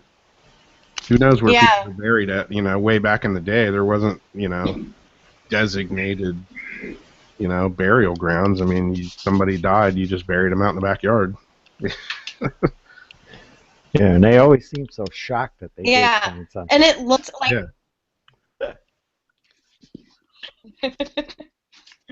Yeah, the shadow figure, it looked like it had some type of like headdress on or something. I don't know. It was weird. But I asked my landlord and she said, "Oh yeah, yeah, these apartments are haunted." Like, thanks for telling me now. Yep. Yeah. That's supposed to be part of the disclosure. Yeah, exactly. That's what I thought. Oh, by the way, these apartments are haunted. Yeah. Yeah. Several people. That would have been nice. You know, like my parents just sold the house that I grew up in, and the place I've just got story after story from that place, and a lot of my friends have asked me, you know, well, did you guys tell them it was haunted when they bought it? And I'm like, no, my mom doesn't believe in that kind of stuff. I didn't sell it to them. She did. Hopefully they don't see my videos on the house and they go, wait a minute, I reckon we're in that house. What the hell?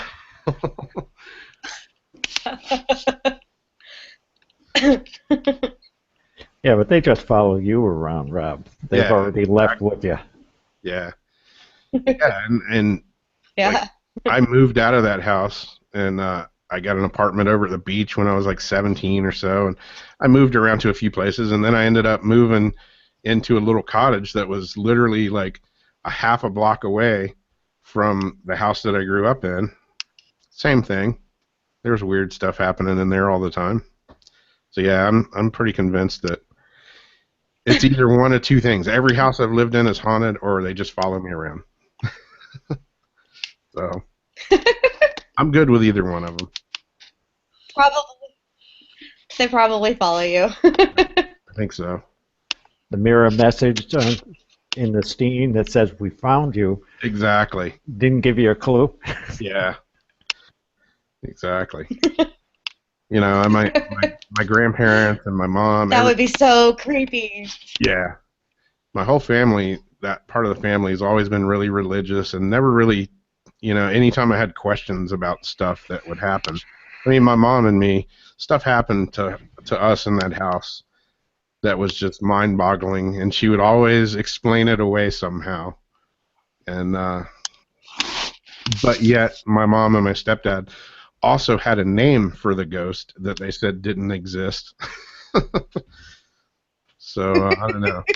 But even my grandparents, my grandmother, she was one of those people that, you know, the phone would ring and she would tell you who it was before you even picked it up, like 9 times out of 10. And, you know, if something happened to somebody, if somebody got in a wreck or got hurt or something, even if they were in a different state, 9 times out of 10, she knew about it before anybody notified her about it. So, whatever that means, wow. I don't know. Yeah. That's a gift. She definitely had some sort of psychic ability. She would never say that, but everybody in the whole family knew that about her, you know? I mean, I even had stuff that happened to me cool. where I would get hurt or something, you know, and she would, like, the phone would ring, and it'd be my grandmother, and she'd be like, "Are you okay? Did something happen to you?" And I'm like, "What the? How do you know?" She just did. Every time. It's weird. That's bizarre. Yeah.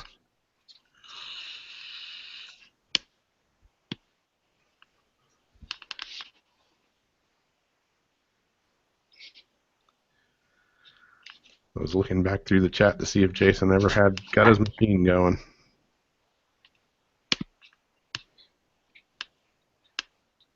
Oh, hi, Love Peace. Oh, I love her. Yep.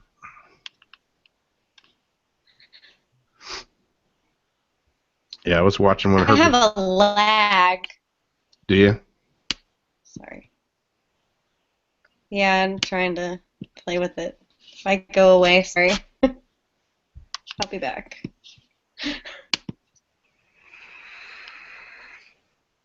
Yeah, I think I mentioned last week, you know, when I was talking about weird stuff, and like when you see weird stuff, I always wonder if we're actually seeing something in our current realm or dimension or whatever, or if when we see something, a shadow person or apparition, a ghost, whatever you want to call it, are we seeing something that's like somehow they slipped? Are we like getting a glimpse into their dimension or something? I don't know. I don't even know how to begin to explain that, but just weird thoughts that run through my head. You should come on Val and I's show on Sunday afternoon and ask him. He's got all kinds of theories about dimensions and. Oh, cool.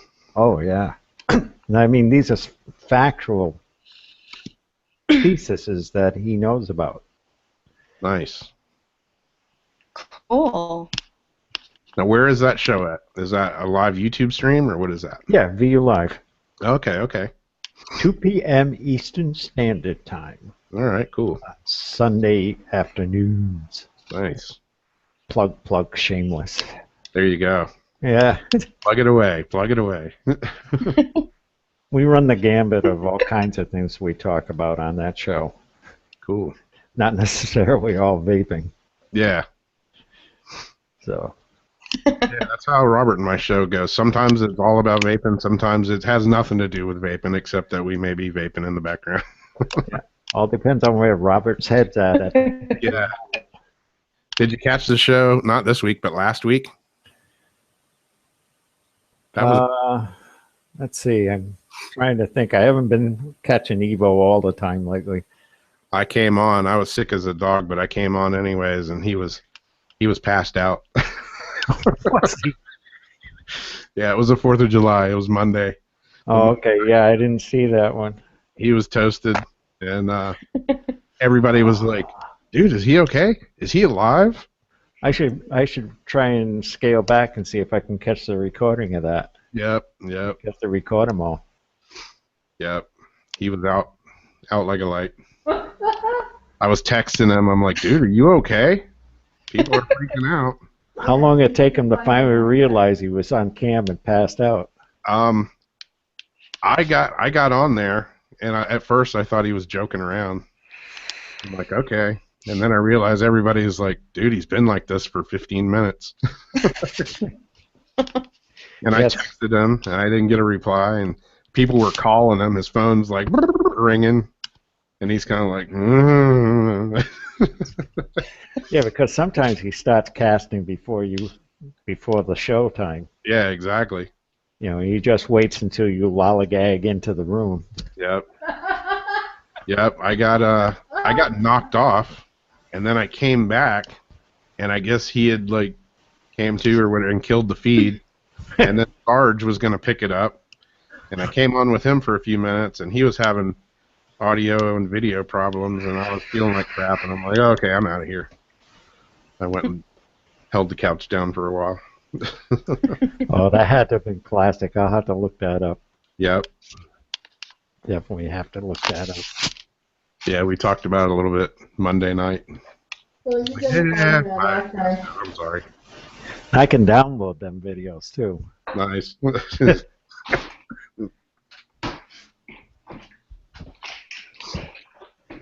It's always nice to find him in his vulnerable moods. Yep. Not too often. Not too often, exactly. Not too often. So he was doing the Strawberry Fields then, huh? Yep. Catch him snoring, catching flies. Yeah, at first I was like, okay, he's joking around. 5 minutes later, I'm like, okay, the joke's still going. What's going on here? Well, he can take a joke pretty far sometimes. Yeah, he can. So, you never know with Robert. That's the problem. Yep, exactly. So. Oh, dear. Oh, you're having a pretty good cast tonight. Yeah. Trying to go back and catch up in chat here. Chat? What's that? Oh, gee. Oh, yeah.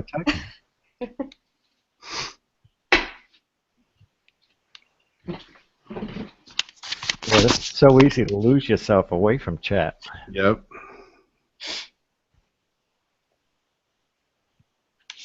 Yeah, I see Love Piece is saying something about getting emotional sometimes. That's happened to me a few times. You're fast, you don't pay attention.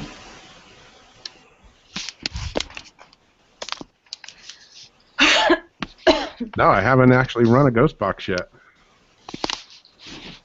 People still hearing whispering? Yeah, I'm wondering what that is. Somebody said they were hearing something like a typewriter. Oh, weird.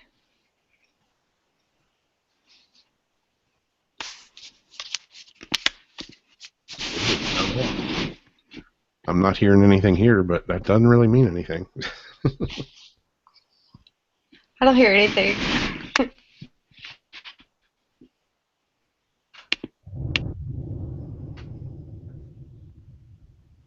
Oh, you got lava lights moving. Oh, wait a minute. It's supposed to do that, isn't it?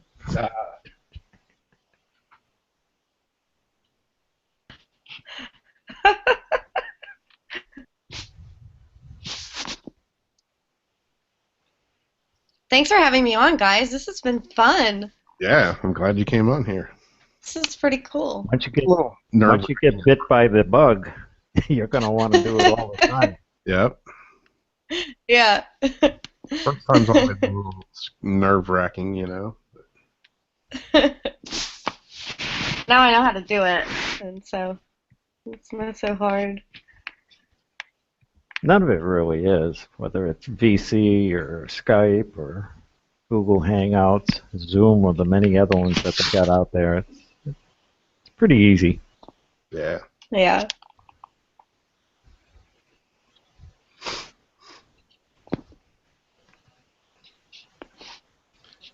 See if I can get something up and running here and look a 5 or 10 minute ghost box session. See if we can get a portal open.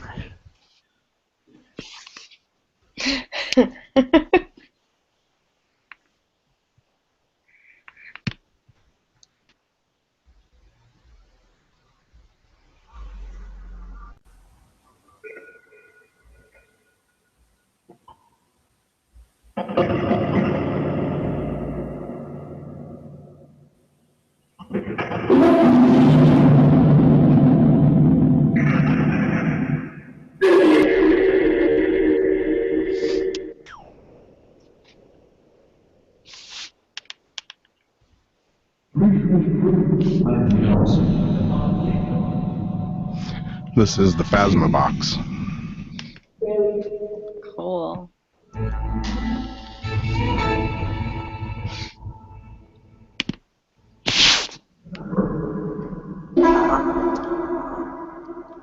What the?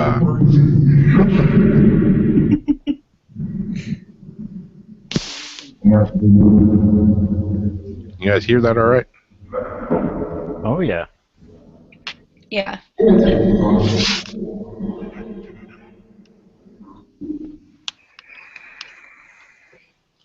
There we go.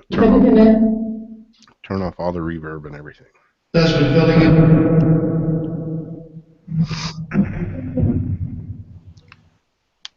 Yeah, Love Peace. I like the Phasma box. I ran the Infinity box last week, and I really liked that, the Infinity box GBX. And I really liked that. And Perry said something about box audio pack on it, you know, and it wasn't, you know, it wasn't okayed or asked to about George Brown, who does the Geobox. And this morning, real early, I was talking to George Brown, and I asked him about that. I'm like, hey, you know, I heard Martin from Extreme Senses never got the okay with you to do like Geobox sounds, and he was like, well, actually, no, he didn't. He never asked me. I was like, oh man, that's kind of a bummer. He's like, yeah, I wouldn't have had a problem with it, you know.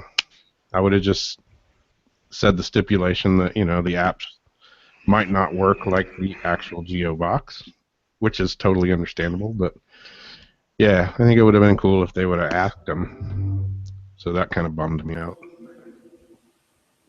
Calling this in.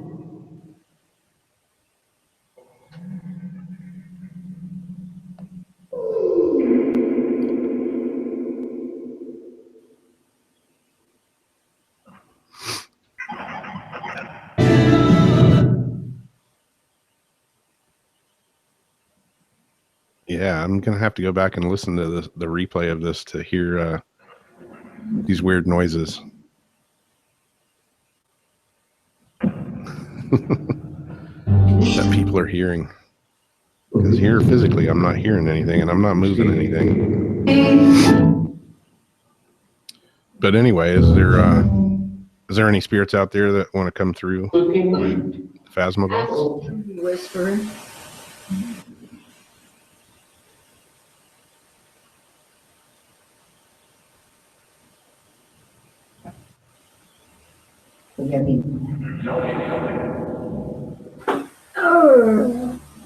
And this is running sound banks and IP radio at the same time.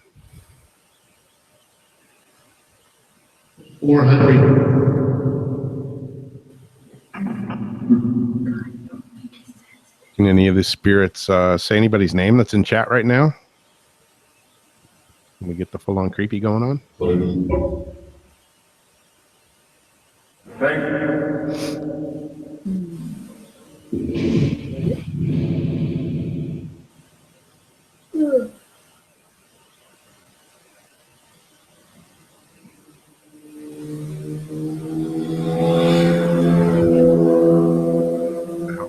Motorcycles? Yep.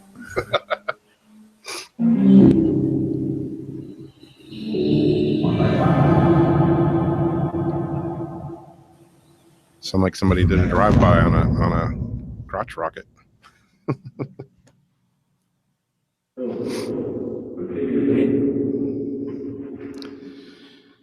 Come on, guys, start saying Holly's name like you were doing a week or so ago. We lost Holly for some reason here. I turned the mic down a little bit. You're haunting? Who are you haunting? Sing that track. For that. Oh, you want to talk? You want to talk? Is that what you said? You're welcome to talk.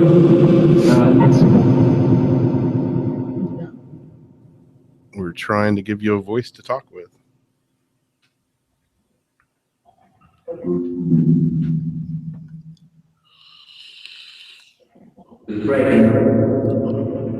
that.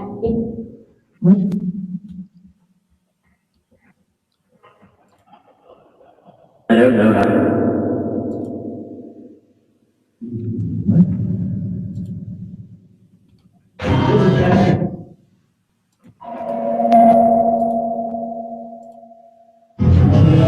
That leads us. I understand. The school's above. There you go. There's the link. The human go through. Showing there.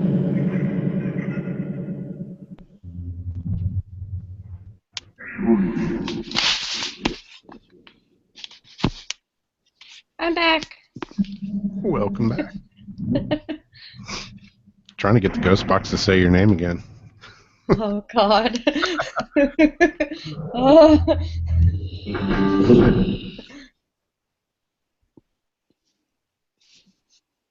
16 summer.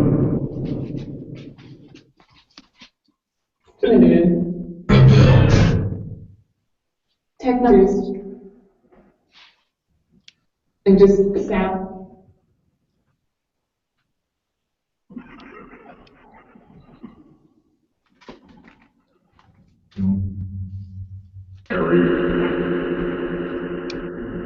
Did it just say Perry? Albanian. Or am I hearing things? You guys wondering where Perry's at? Yeah,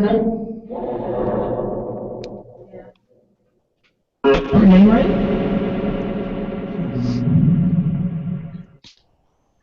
I think they said, yeah.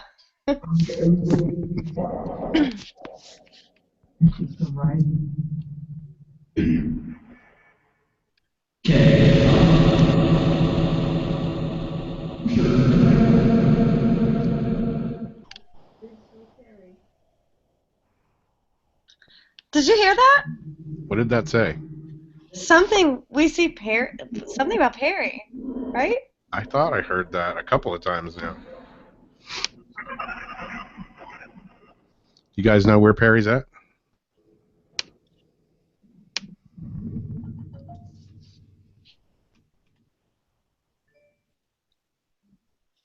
Come on, you can tell us.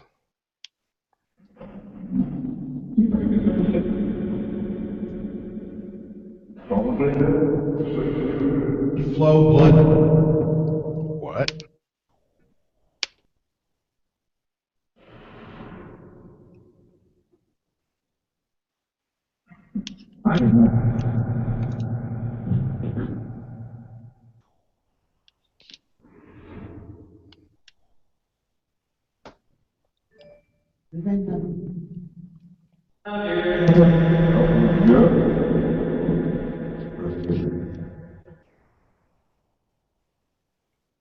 Can't beat that. What?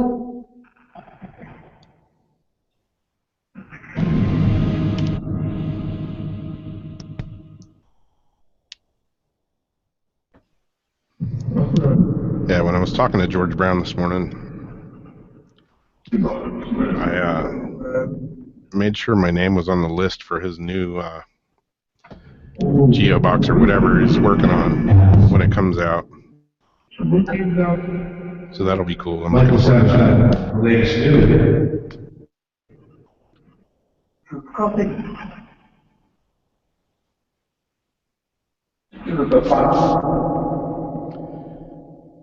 Spirits, can you be seen by people? Can you show yourself to people if you want to? Now this is.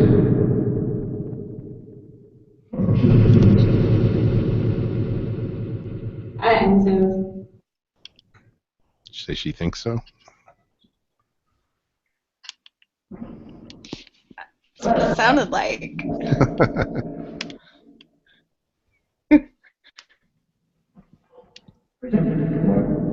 You guys have any questions you want to ask?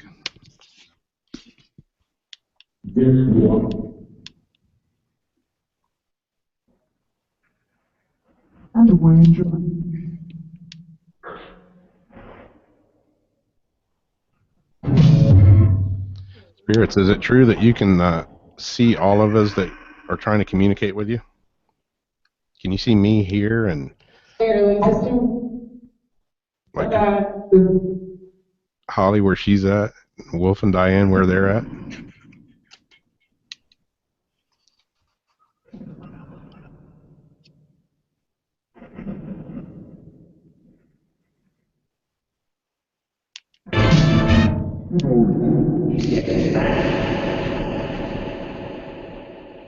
Let's say get back. What make you No. Get back.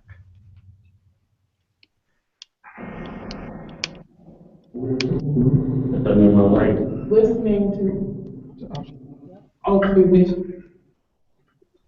You're listening to us, or we're listening to you?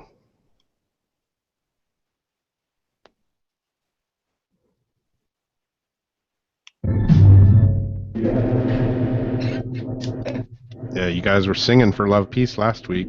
Let's say her name a lot. Can you do that again?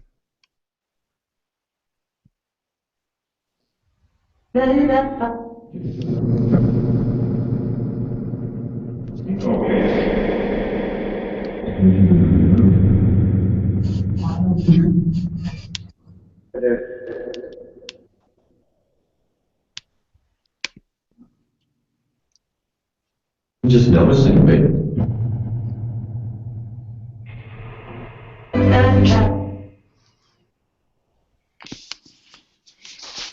Okay, Spirits, here's one of my goofy questions. Do you guys like pizza?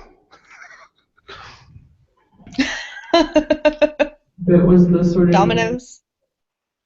You guys like Domino's pizza specifically? a teenager. Yes, it is Judy. Yes, something. You guys know me. You're used to me. I ask the dumb questions sometimes. But we're just hanging out. Bad things protect. Bad things protect? What?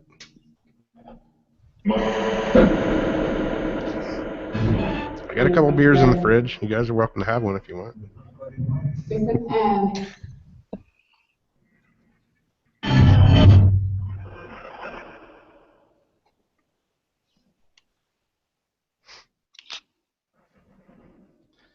Yeah, I don't think I've ever met a bad pizza.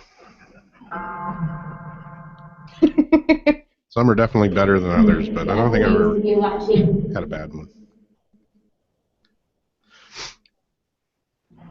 I haven't either. 200 Lily.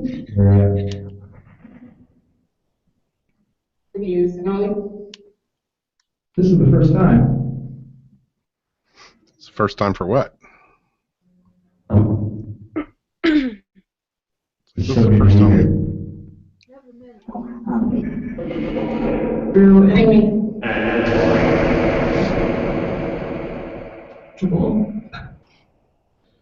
Spirits, what do you think about Ouija boards? Are they good or bad?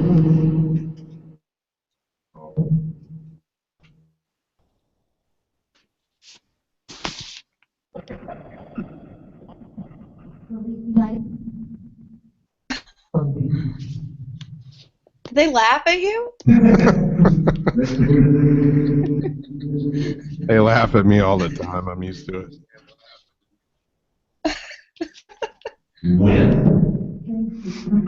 When? Now.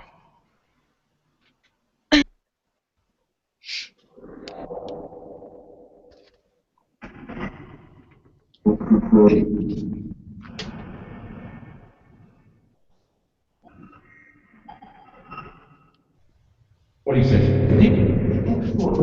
What did I say? Oh, you heard me. I want to know what you guys think about Ouija boards. You heard me? Yeah, I heard that.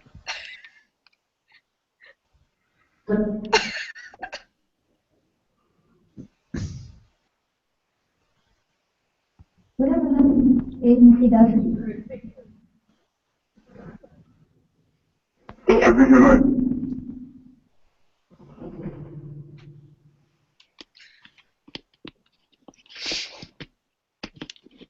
Hi,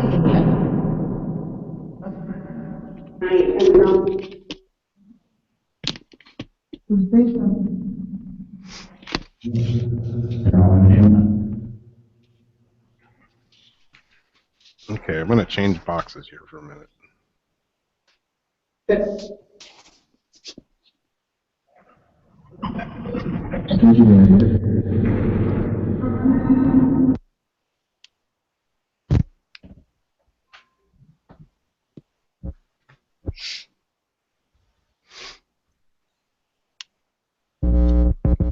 I love the Grim Reaper.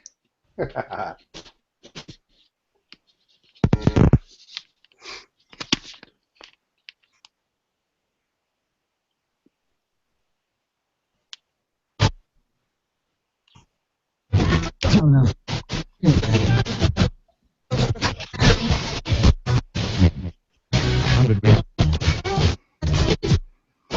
Okay, this is the live particle box.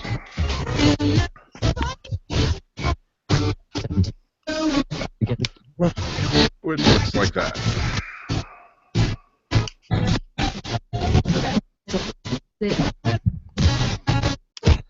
This is supposedly a stream coming from a live particle box, or a live ghost box, I should say, that's run by Mark Cultus, which is like across the seas somewhere. So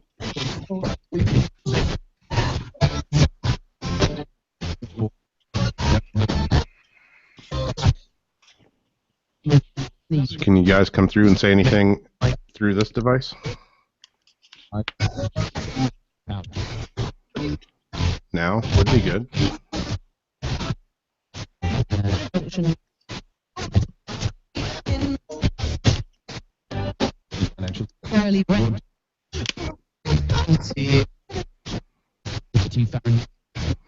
Is it easier or harder to use a device like this for you guys? There's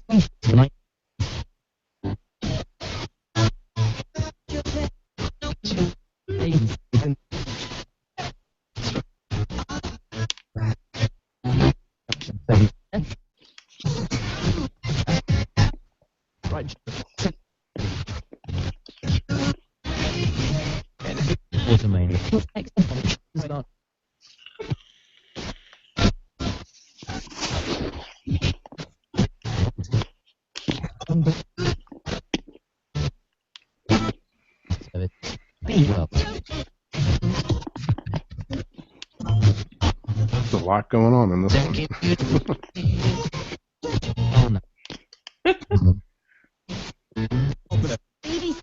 Open it? It is open. What do you want me to open?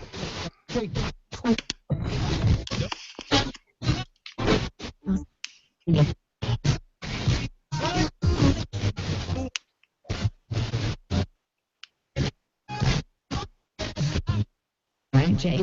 Did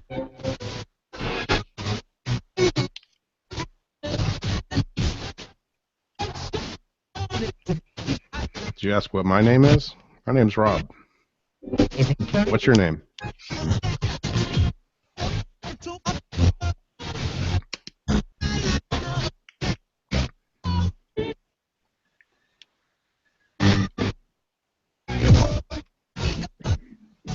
Yep, that's right, Aaron. The fifth? You're gonna plead the fifth on me?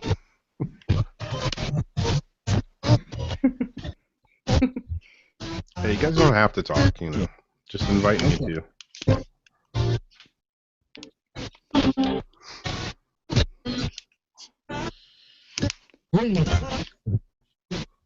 Bring it.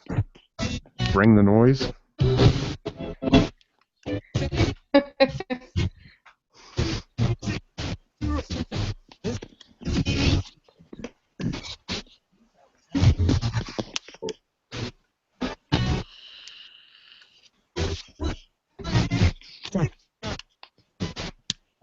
You say stop? You always tell me to stop. That's because you drive them nuts. Yeah, exactly. Am I pestering you guys too much with my silly questions?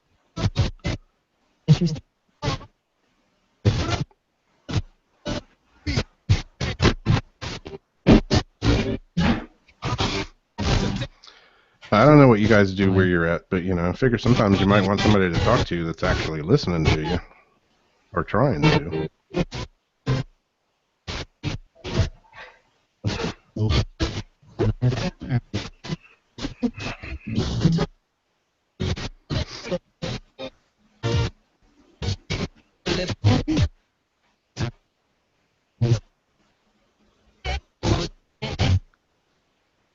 Yeah, this is Aaron. This Android tablet that I have, it's I don't even know what the hell it is. It was a deal through AT&T, and when we bought it, it cost 99 cents. So, you know, if you were to buy it, I'm sure it would cost more, but it was some deal through AT&T, and when we got it, we paid 99 cents for it. Seems to run all of Pugster's apps and all that kind of stuff fine. I've got all kinds of stuff on it. Got the Portal app, I got EchoBox, I got this, I got that. I got like 15 different apps on it. Runs them all perfect.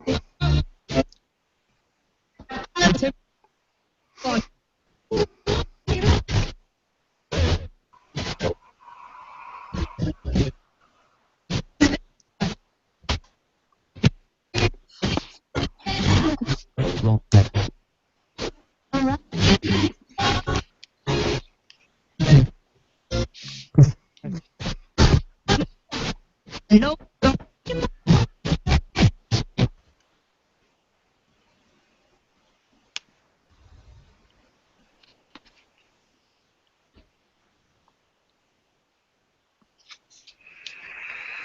See what this one sounds like. This is the 84. Another one of Pugster's apps.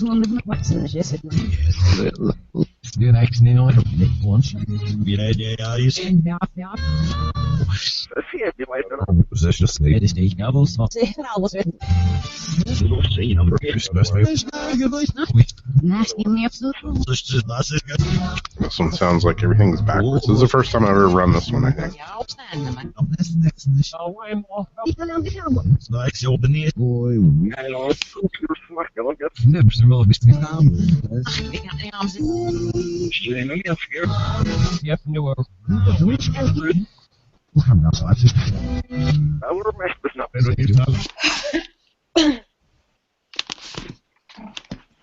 That definitely messes with your head.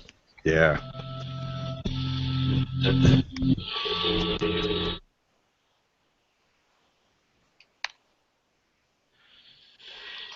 I seem to like this one a little better. This is the 83. Takes a minute to load.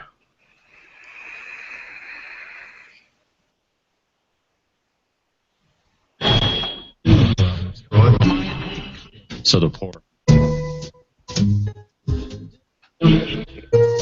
not correct. Did it say not crap? What did it just say? It sounded like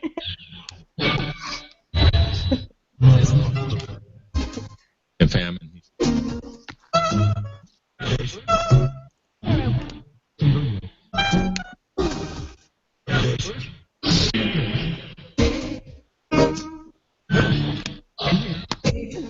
In league with the ones of the field. So what do you guys think of this app?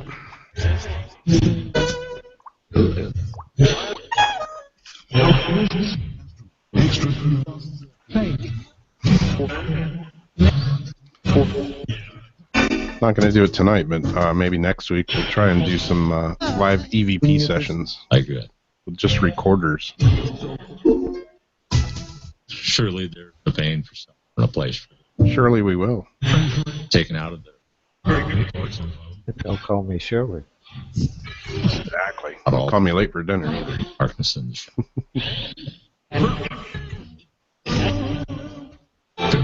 They're dried up.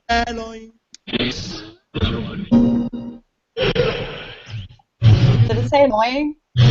Places out. It sounded like it.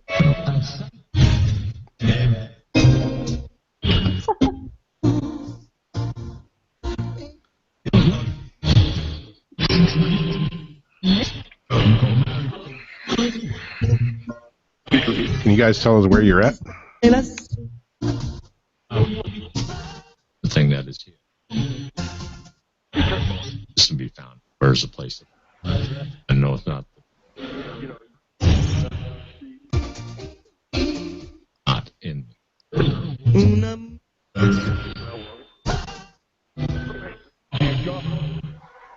Eyed with the golden. Hearing that one same voice in there. And heard somebody singing Nola. Somebody saying hello in Spanish to us.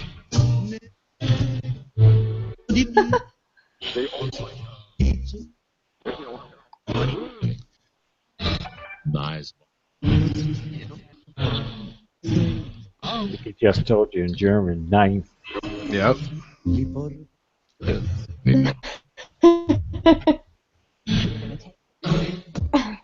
I heard that again. Picking up German, Spanish, English. Later.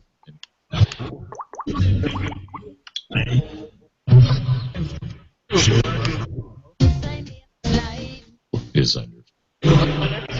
Word of God. The Word of God? No. Yeah, I caught that. Wow.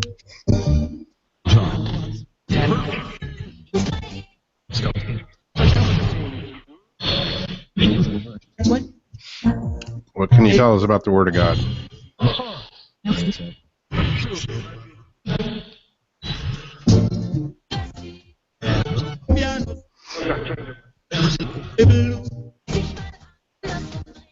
Freak out if it comes across saying, "Get rid of your Ouija boards."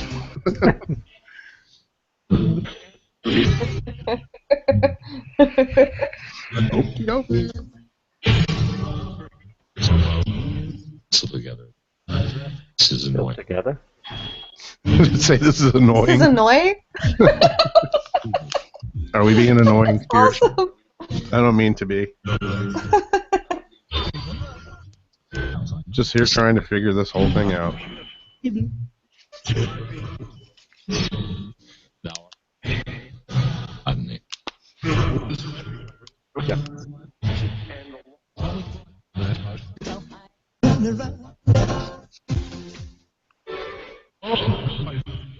That's good music.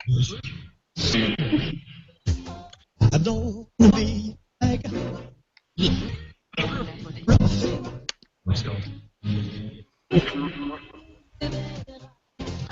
Hey, I wouldn't mind being blessed by the word of God. I can use all the help I can get, you know. Be that. Down like a Hey, I heard some Elvis in there. Yeah. You guys hearing Elvis in there? It's also in.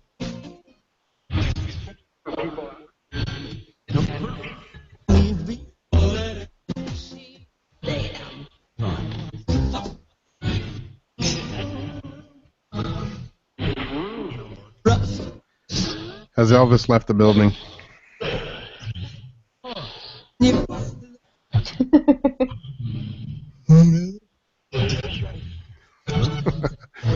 Yeah.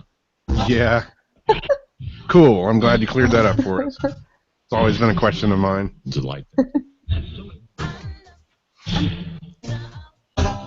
Delightful. Because I heard Elvis was hanging out at the Waffle House the other night. Right. Just a crime. Wir über den Satelliten. London. Und via Internet. Auch For the arms. Benetzen. Back to German.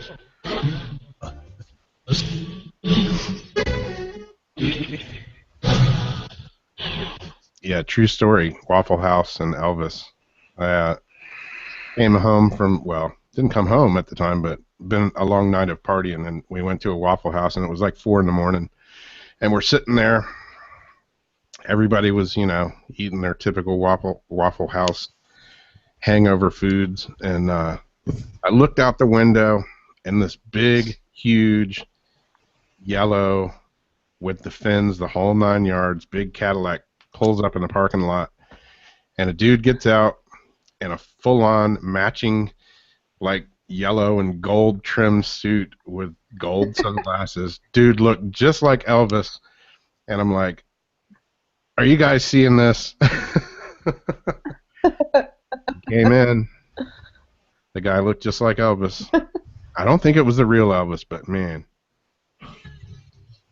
he was a great impersonator. And it was one of those things where it's cool. 4 a.m. and everybody kind of had a buzz, and you look up and you see friggin' Elvis walking in the Waffle House. It's one of those kind of surreal, weird moments.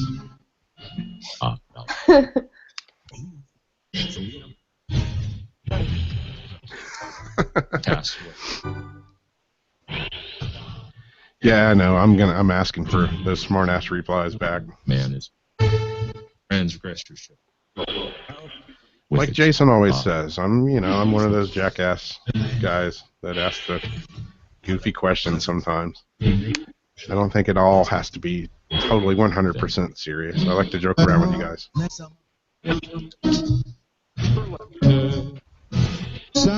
Krause. Laura Wilde.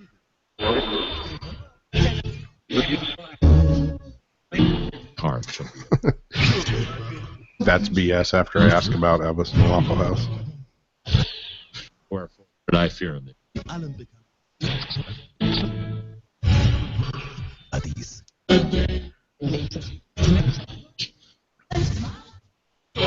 Okay, enough with my stupid questions. What do you guys have to say?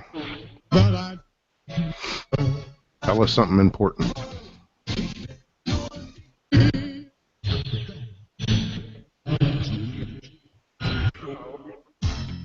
Inward thought.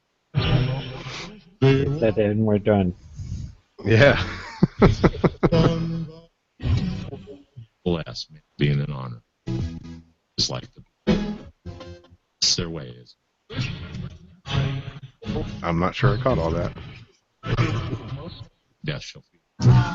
God bless.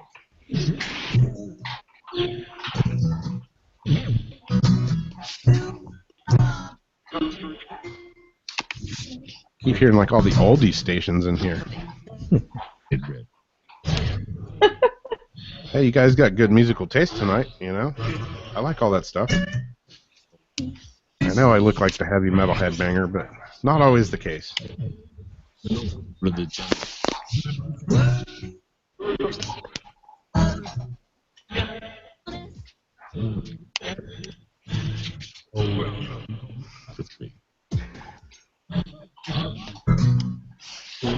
Yeah, knowing me, Jamie, that was them probably calling me an asshole. Wouldn't be the least bit surprised, and wouldn't be the first time, and I'm sure it wouldn't be the last time. Inside.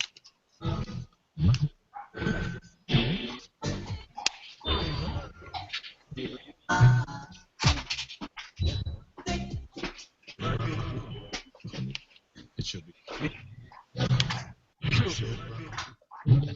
With the first. Built thy barn with plenty. Thou with new wine. Eyes not thou, chase new. For whom the Lord. Father. The one guy's being real serious, but I'm not captain at all. For the merchandise. She's more precious. That out.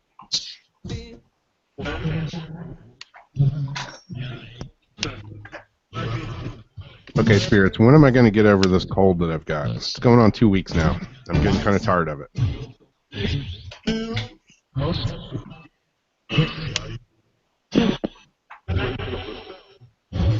Step. Let's drop down.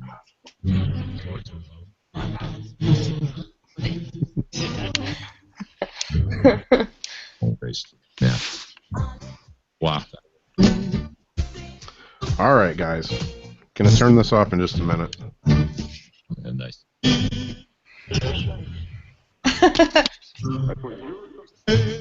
For the Lord be thy calm.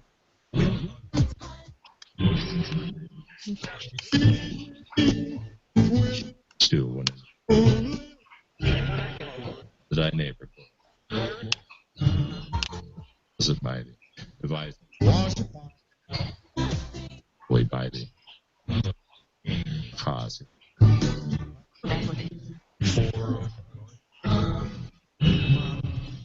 All right, spirits. Kind of say goodbye for this evening for a bit.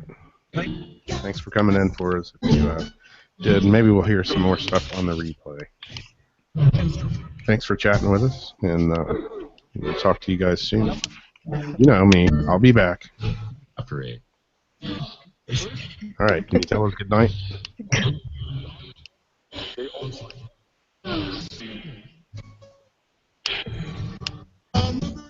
Okay, good night in 3, 2, 1.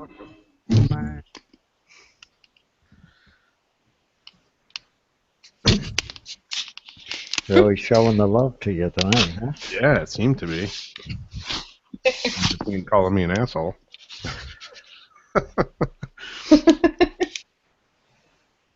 Say goodbye. Yeah, there was a light goodbye just at the end. Yep.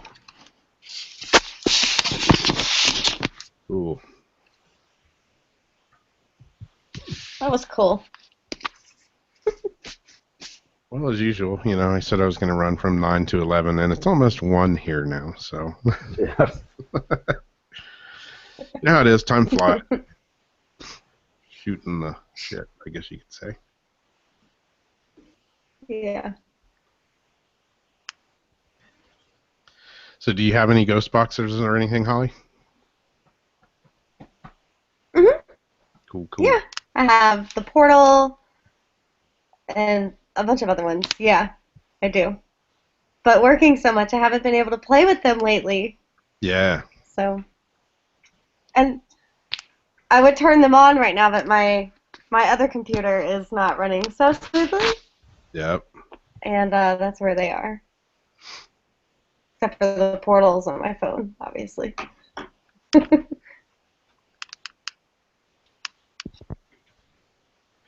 Yeah, like I say, I talked to George Brown this morning. I'm going to get on his list, or I'm on his list for his newest thing whenever it comes into play. He was explaining a little bit about it. And I talked to Andre Williart the other day. I think that's going to be the next physical ghost box I get, is one from him. I've been wanting one from him for a long time and wish I had bought one the last time I talked to him. Instead, I ordered the Ghost Ark, which is cool. I like it.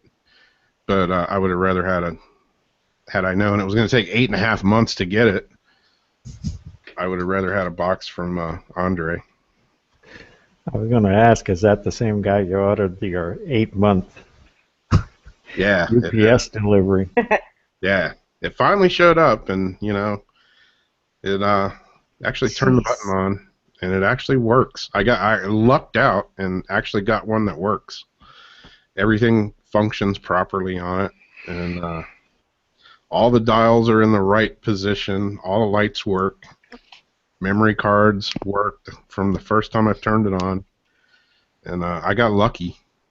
I've had several people email me and that saw my review on it, and a couple of sessions I've done with it. And well, you talked about it so long, waiting for it to come. Oh, yeah. Talking about all the problems and everything. He says, "Shit, I better send this guy a good one." Yeah, exactly. I tried to be cool, when I ordered it. I knew it was a pre-order thing, so I knew it was going to take a while, but I didn't know it was going to take almost a year. But yeah, it finally showed up. I'd pretty much kind of written it off, I was like, it's going to show up one day. It's going to be a big piece of crap. It's not going to work. I'm just going to put it in a shadow box frame and put it on the wall and go, well, there's a $260 picture on my wall of something that doesn't work. But it actually showed up one day and actually works like they said it does. So I can't complain. I don't know if I would suggest anybody else to actually order one. If you found one somewhere that worked, maybe buy it. But yeah, I don't know what's happening with, I don't even know if their website's still going. I don't know what's up. They were supposed to release software after the fact that, you could plug it in. It comes with a little USB computer cord and all that, and you can plug it in and do all this stuff. They have EVP software and all.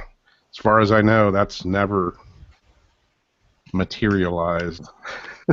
It's still vaporware.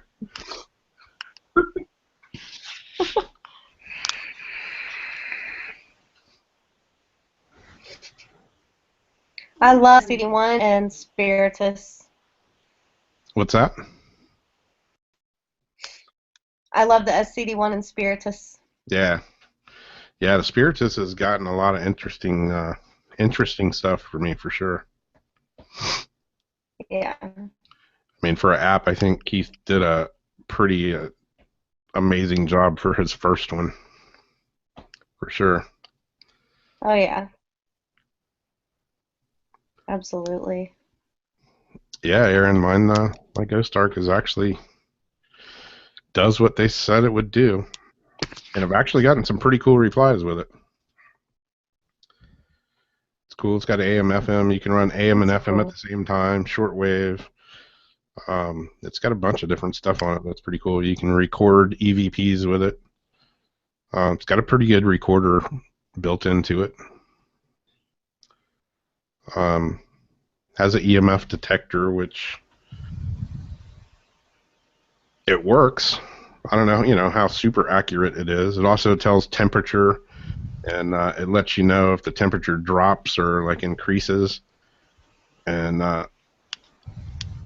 it's fairly accurate as far as temperature goes. I've got a little temperature gun, and the longer you run this thing, You know, it does get a little bit warm, and the temperature sensor is on the back right there. So I learned pretty quickly, if you're holding it like this and you have your hand over the temperature sensor, it'll start going up, and at first it's kind of exciting, and then you go, oh shit, that's me.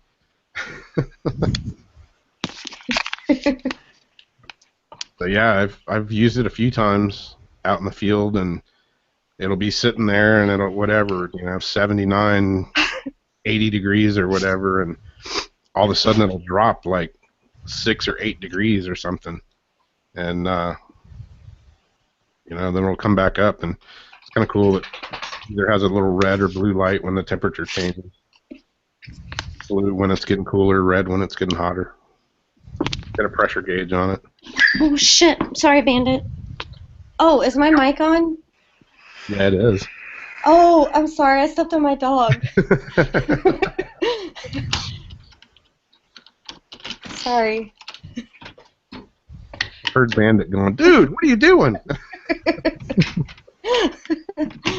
Oh, let's go outside again.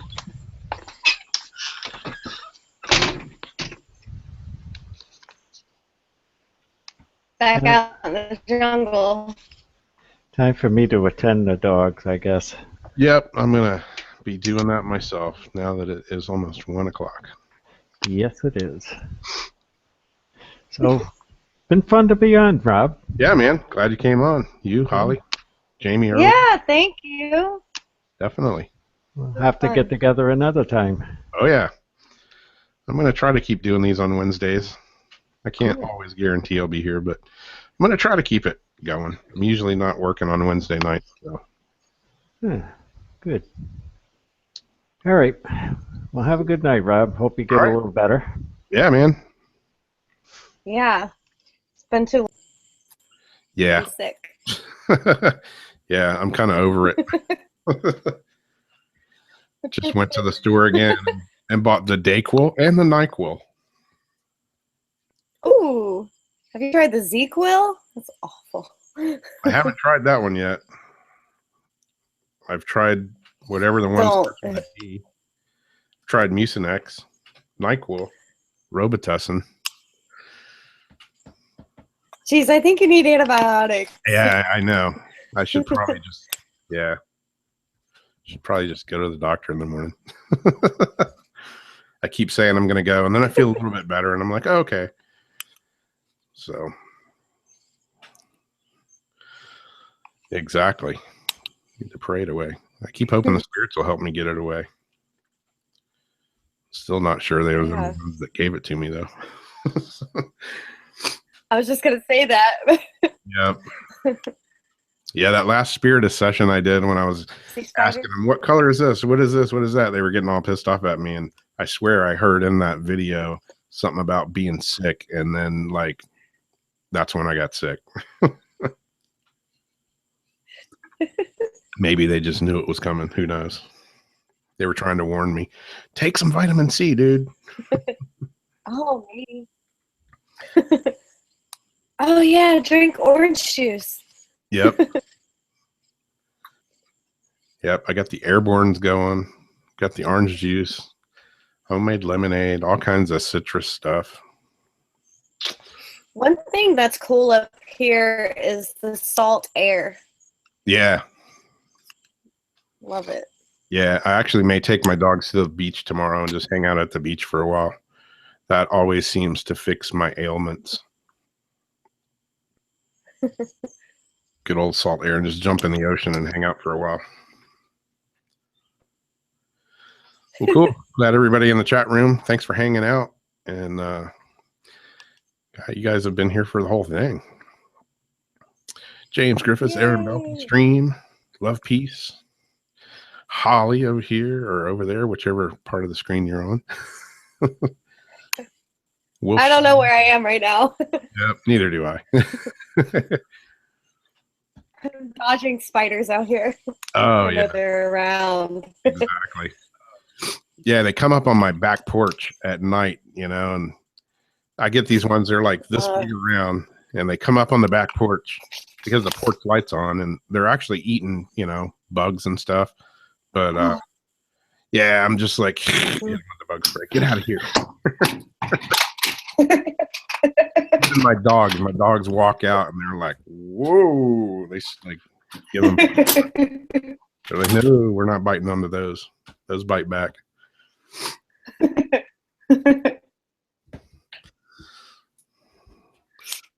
Cool. Thanks everybody for hanging out. And gonna shut her down here. Should be back next Wednesday, same bat time, same bat channel. Yay! All have a good night and spooky dreams. Have a good night. You too. And we'll catch y'all later.